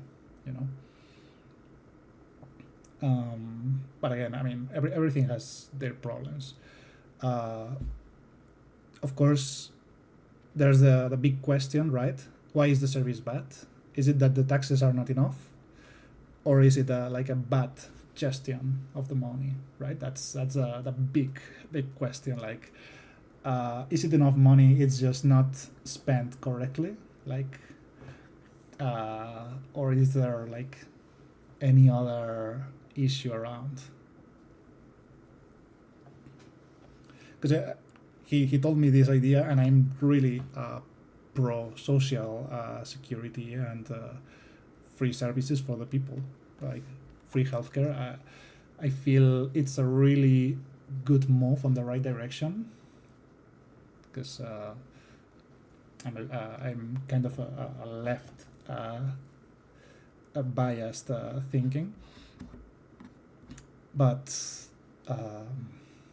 so if that system cannot guarantee a good service to the people, then we might have to find a different way. So maybe it's raising the tax, which it's horrible. So nobody likes to be raised on the tax. Or maybe it's finding a different way to deal with that issue, right?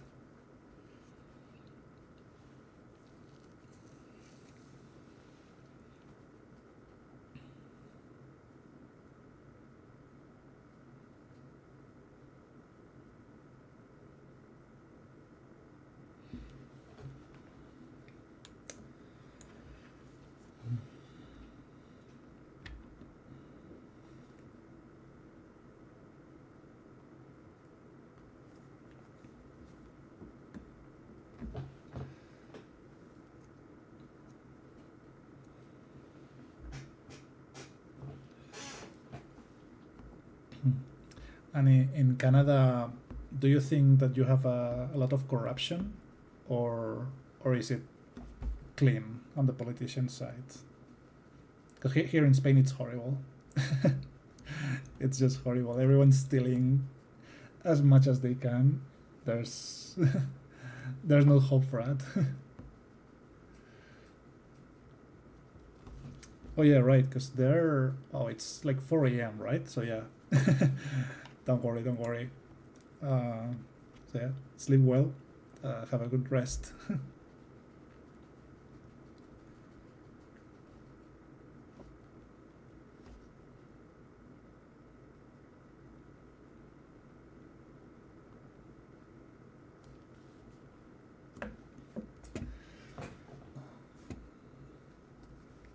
So I guess Trudeau is the result.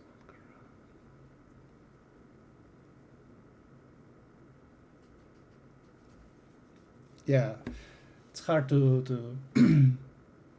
to know about other countries. So I really like with you guys, since there's people from many countries. So Beef is from Denmark, and I can also like get information on what you guys think on these places, because is what you say. All you hear is Trump, and I hear more Trump than Spain. And actually, that's my country, right? But yeah, so it's normal to know about your country. It's normal to know about Trump in America, but it's kind of hard to get information on France, UK, Poland, Brussels, Belgium, right?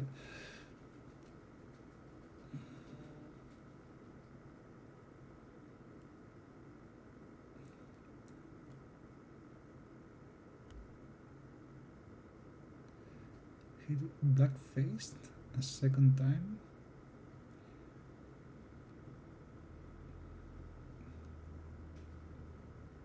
I don't understand that sentence. Black-faced. What is that?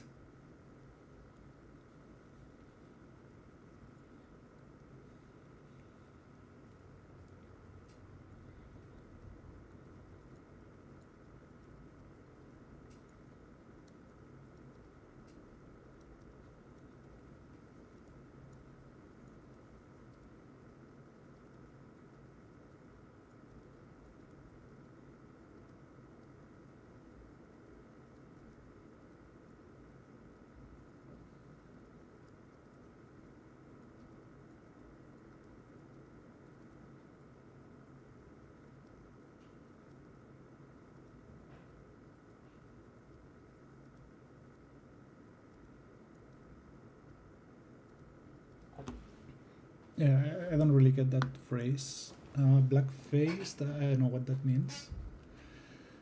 Second time making a joke of when he did it as a kid. Oh, okay, okay. Okay, okay. Yeah, not cool, not cool.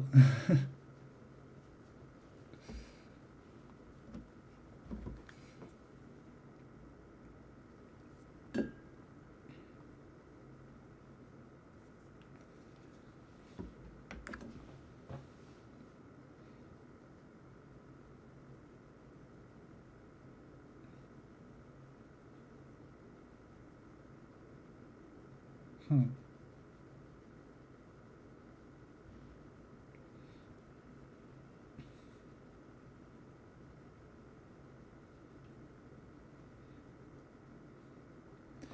Yeah, well, I mean, with these things, I think it depends on the context, right? So, for example, it's a silly example, right? But I don't know, when I was 7 or 8 or something like that, uh, in school we dressed, so for carnival we dressed like Tibetan monks, right?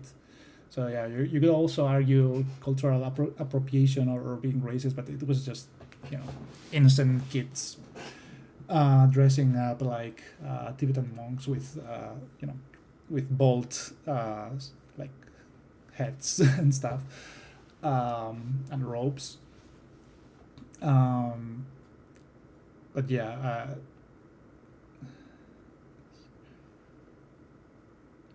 not Halloween partying, doing the same thing. Yeah.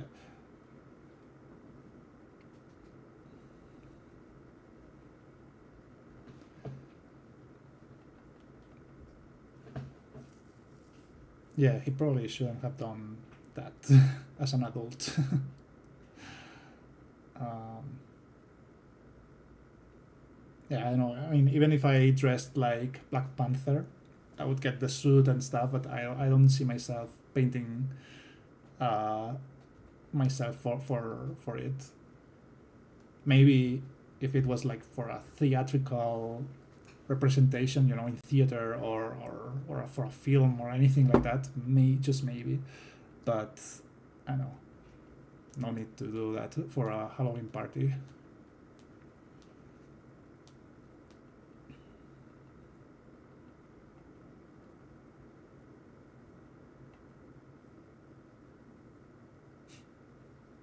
They should ask him if he ever dressed like a woman, you know, for Halloween. He dressed like, I don't know, Wonder Woman.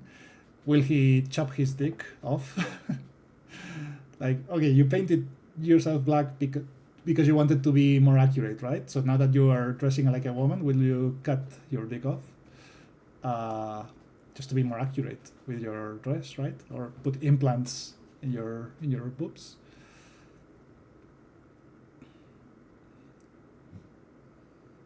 Like some gangster. Yeah, that's even worse. Yeah. Oh my god. Is he like right wing or left wing? I mean, sounds to me like right wing, with this kind of behavior.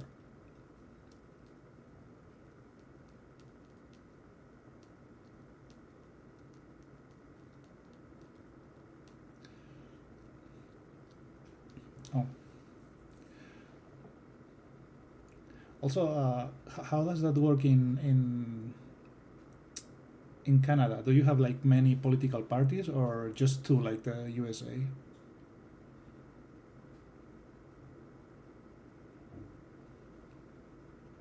Hmm.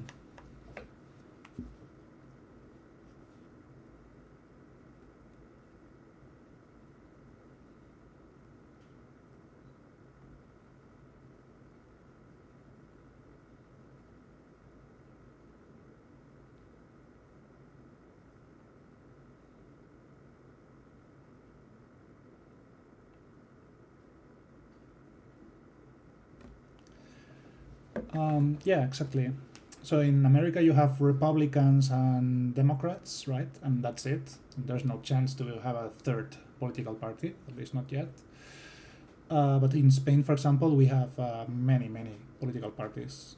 Oh, you have a lot. Okay, that's good. So similar to Spain.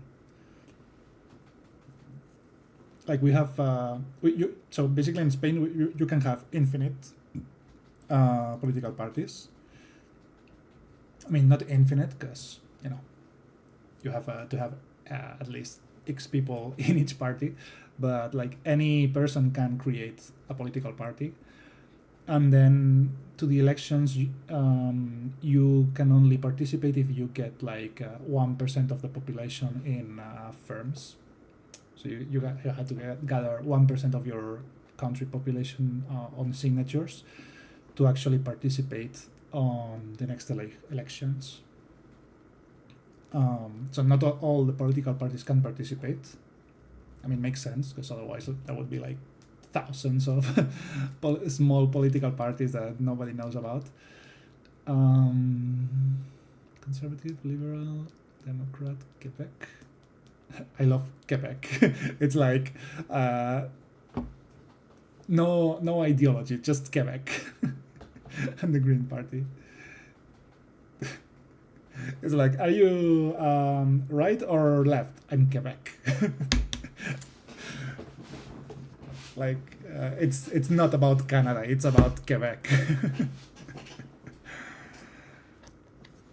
It's interesting concept. No, here we. Oh, okay. So it's like a separatist party. Interesting. Really interesting. It's literally it, I swear. Okay. We actually have something similar. I mean, not state-wise, but here in Spain, I'm in Catalonia, so it's like, if this is Spain, Catalonia is like this corner up here, touching France. There's a lot of people who actually want the independence of Catalonia. It would be like a super small country. But yeah, part of France, just to get away from Canada. Okay. So here, so in Catalonia, there's a lot of people who, I guess it's more or less 50%. So 50% of people want to be independent. 50% want to remain a part of Spain, and of course Spain wants Catalonia to remain, because Catalonia is kind of a rich part of Spain, so giving that up would have a really huge effect on Spanish economy, right?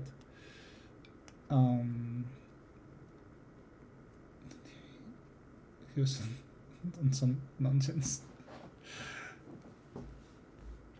So yeah, here many Catalans wanted the independence, and there was like a huge movement some years ago trying to move towards the independence, but sadly the Spanish army interfered, and so there was like this symbolic like voting, right? So they just did symbolic voting, saying, okay, so all the Catalans can vote and say if they want the independence or not. But it was symbolic. So from the start, Spain said that voting was illegal, and there would be no. So even if there was yes, nothing would happen, which is fine. I mean, sure, but. The thing is that the day of the voting, the Spanish army came, and well, it was a huge mess. And I think that was a really bad movement on the Spanish government, because they could just, shield themselves on this. The voting is illegal, and don't. So let them vote. Doesn't matter which result will happen, and that's it. No need to mobilize the army and hit people, right? Um, so after that incident, the movement has has cooled cooled down. I think. Oh, poor guys. Fake fringes.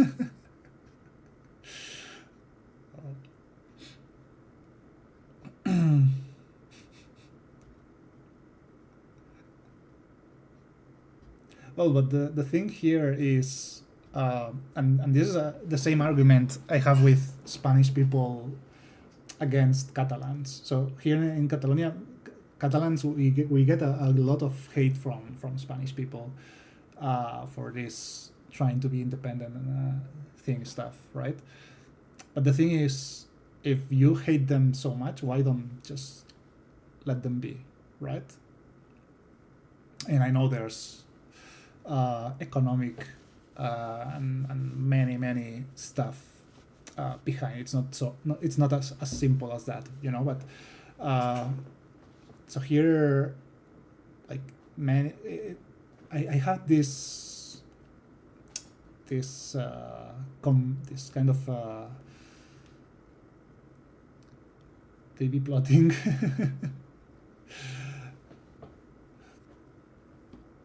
So I have this kind of comparison, right, with what happened here in Catalonia and Spain.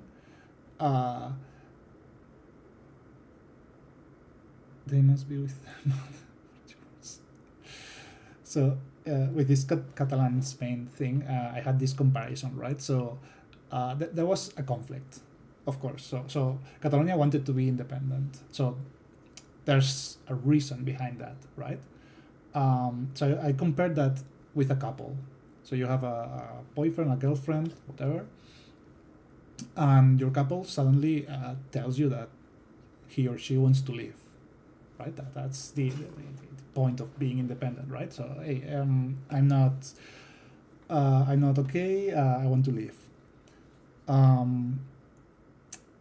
So what would you do in this situation, right? You would either say, okay, fine, go away, right? Or you would try to fix things, right? Okay, before leaving, tell me what's wrong in our relationship. What could we do to fix all this wrong, right? And I think that's a really important part to have in mind, right? In all these scenarios. So in case of this Quebec party or Quebec people who actually want the independence, okay, what's the issue, right? What do you need to be to be a proud Canadian, so that you don't want to leave the country? And then there's the option that Spain did, that was you just hit your wife. That's what they did when they brought the military here, which of course, I mean, might be a short-term answer, but definitely doesn't solve the problem. So yeah.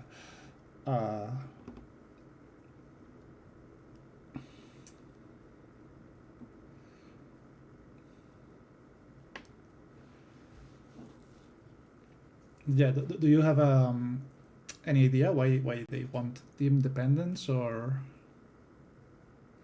ideal America? Yeah. So this is what happened here in Spain, and you know, with my comparison, it's like the worst option, right? So you can either try to fix things or just let them go. But if your partner, your boyfriend or girlfriend wants to leave, and you just hit them, it's like okay, what the fuck? Like, do you think now she will want to stay? Like, she wanted to leave before, and you do this, and you think everything's right now, that's not the solution. That's not like Trudeau. Yeah, well,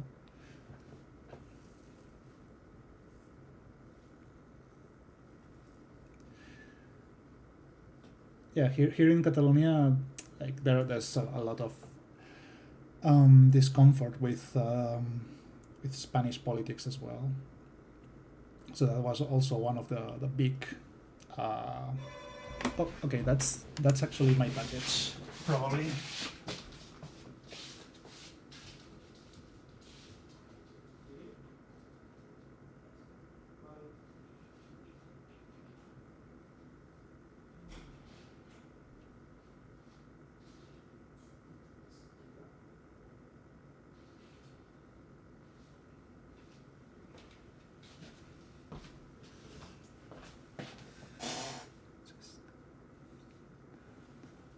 So they didn't like Trudeau, and they just want to be a different country because of that.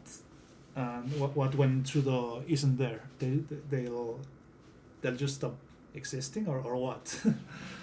Give me a second. I'll pick the package.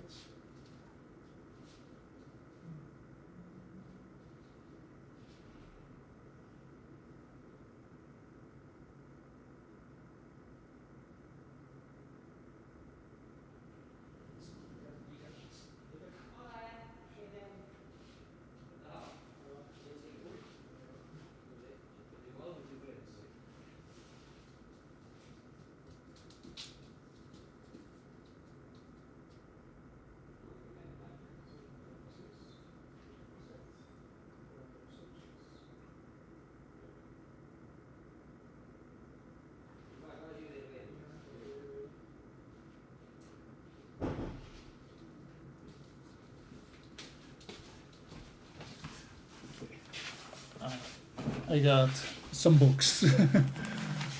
I'll leave them here for now. The French was the least. Was the least spot. I got a lot of words that sound like the English or Spanish counterparts.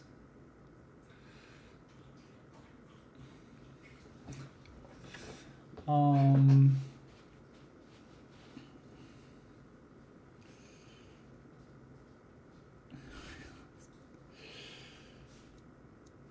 well, it's of a Latin origin, origin, yeah. Similar to Spanish, and actually Catalan. So here in Catalonia, we also have our own language. So it's a bit different than Quebec. So Quebec has English and French, right? Which is a France language, but here in Catalonia we have our own language that's only talked here. So that's we also get a lot of hate for that. And they are all from Latin origin, not English though, or English is not Latin. And actually, French is really easy for me and for Catalan people because it's similar to Spanish, but it's even more similar to Catalan. So in my case, I did a couple of years of French in high school, and I can almost perfectly read and understand French.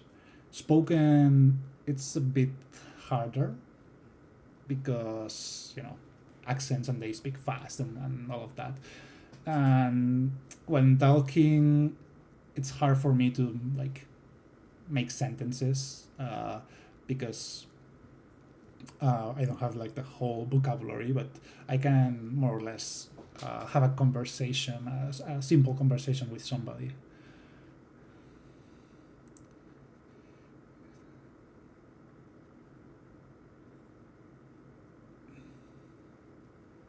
Remember every one language I learned. It's hard. It's really hard, I guess.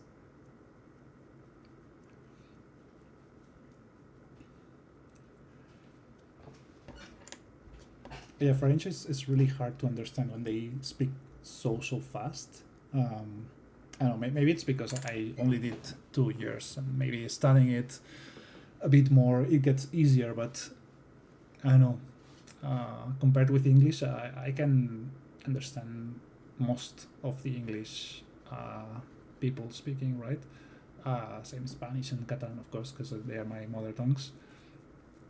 But French, it's like all the same sounds. It's kind of a really closed language. It's really, really complicated for me.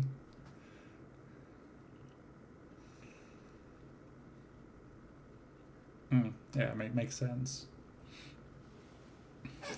In my case, I've been kind of very lucky because from a very young age, I studied a lot of English away from school, like in an academy, and also from a very young age, I've been always in the video game world and computing and stuff, and so even though you might probably notice my accent, uh, but the thing is that I, because I don't usually speak the language.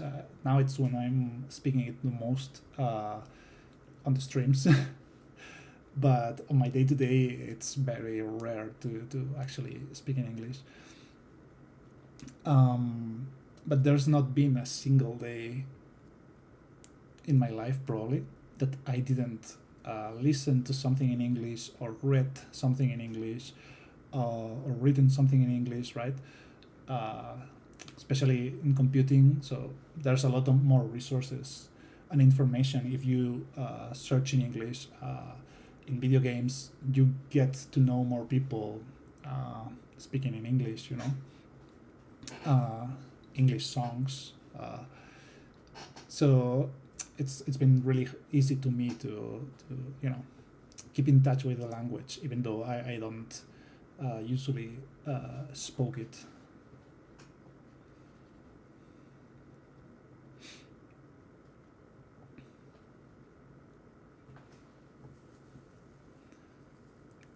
Yeah. Did you? Okay, funny question. Did you understand Bad Bunny in the Super Bowl show? It was in Spanish. If you don't know what I'm talking about, really check it someday. It's not good, but it's funny.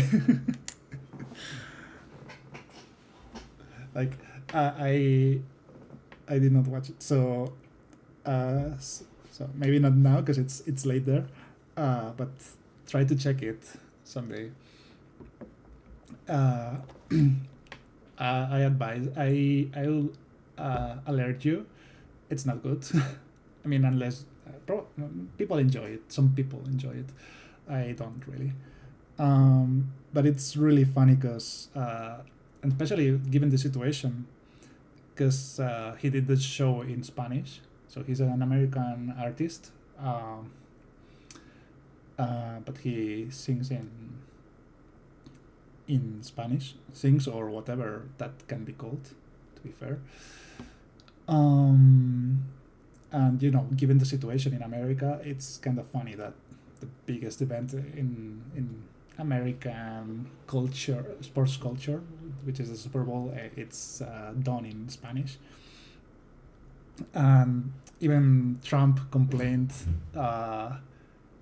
like, I don't know, I hate the show, I didn't understand anything that he was saying, etc., etc.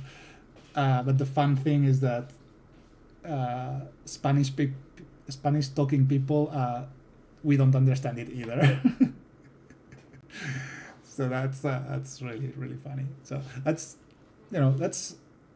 I can think and say many things about Trump, but in that I 100% agree with him. you know I don't care he's whatever he is. When he's right, he's right. He's not usually right, but this particular moment, in his particular tweet, I totally agree with him.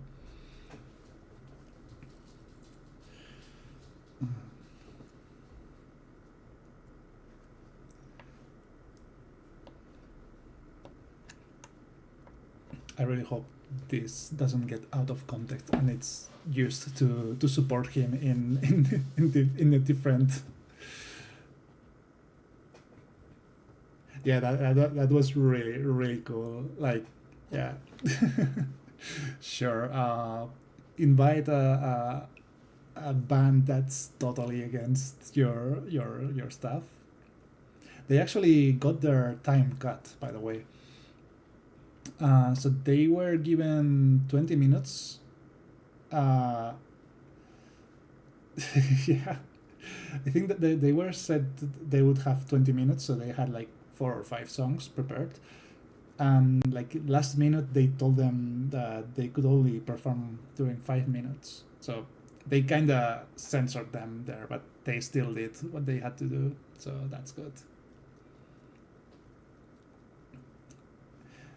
Yeah, well, you know about Rage Against the Machine. I think it was on the MTV, or I don't know. They invited them to a show on TV, on live TV, and you know this song, like this super famous song. I don't remember the title now.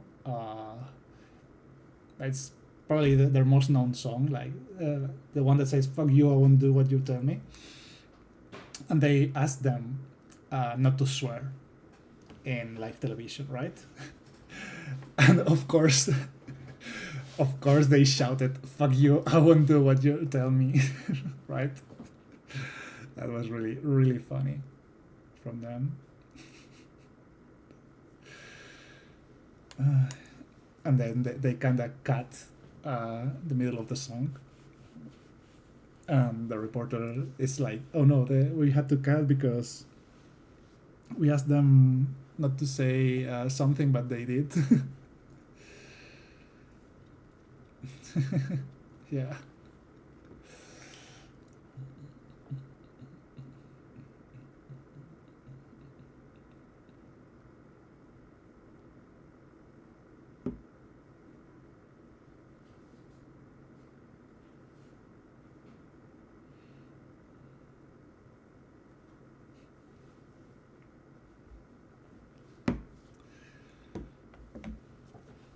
I mean, makes sense, right? So if the song and the band is all against not following the rules, and I mean, the end is freedom of speech, right?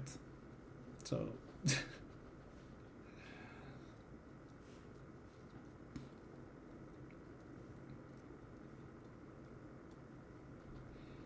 and it's like super fitting in that situation to, you know, be told something and then you just say, "No, fuck you." I won't do what you tell me. It's so fitting. um,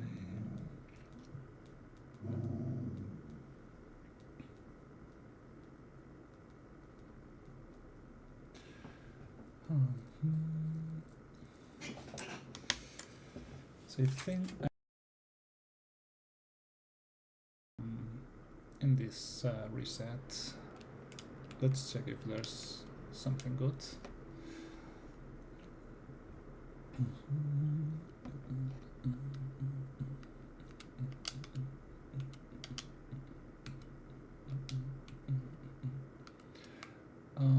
There's some shinies, but no shiny alphas. 1, 2, 3. Yeah, that sucks. So I think what I'm gonna do is just this, and I will keep it hunting for a while. I'll also post only on the 4th. Oh wow, you still have some work to do. Yeah.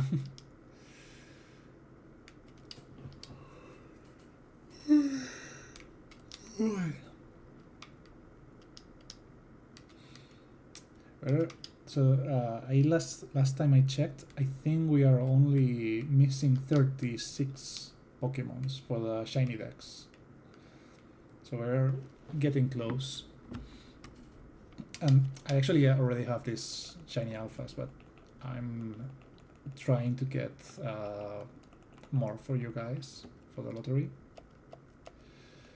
So I have these two and this one as well. Yeah, I'm trying to get for the lottery.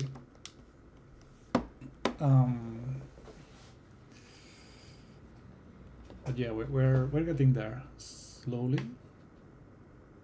So now every day it's a bit more slow, but yeah, someday.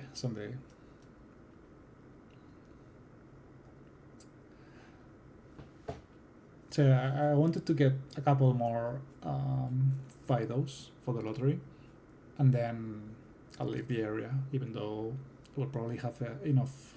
So we'll have a lot of calories, but yeah, I want to get a bit more. I'll have to get some more water for that.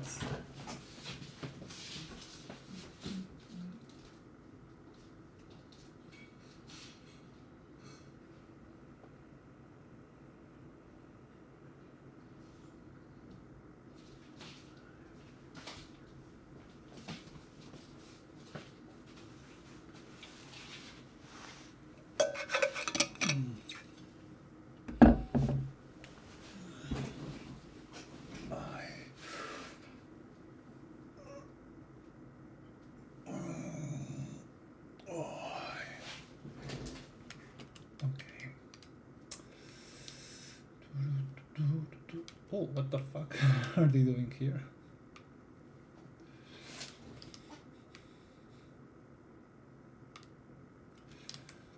Okay, what we should do now is save, so that if we reset again, we already have the spawns there. Okay, so I think I'll stop the stream here. I'll try to post for the next lottery, and hopefully I can stream a bit on the evening as well. So thank you all for coming. Thank you all for sharing your information on politics and your opinions. And let's see you soon, hopefully. Have a great day or night, whatever, depending on your time zone. And see you all.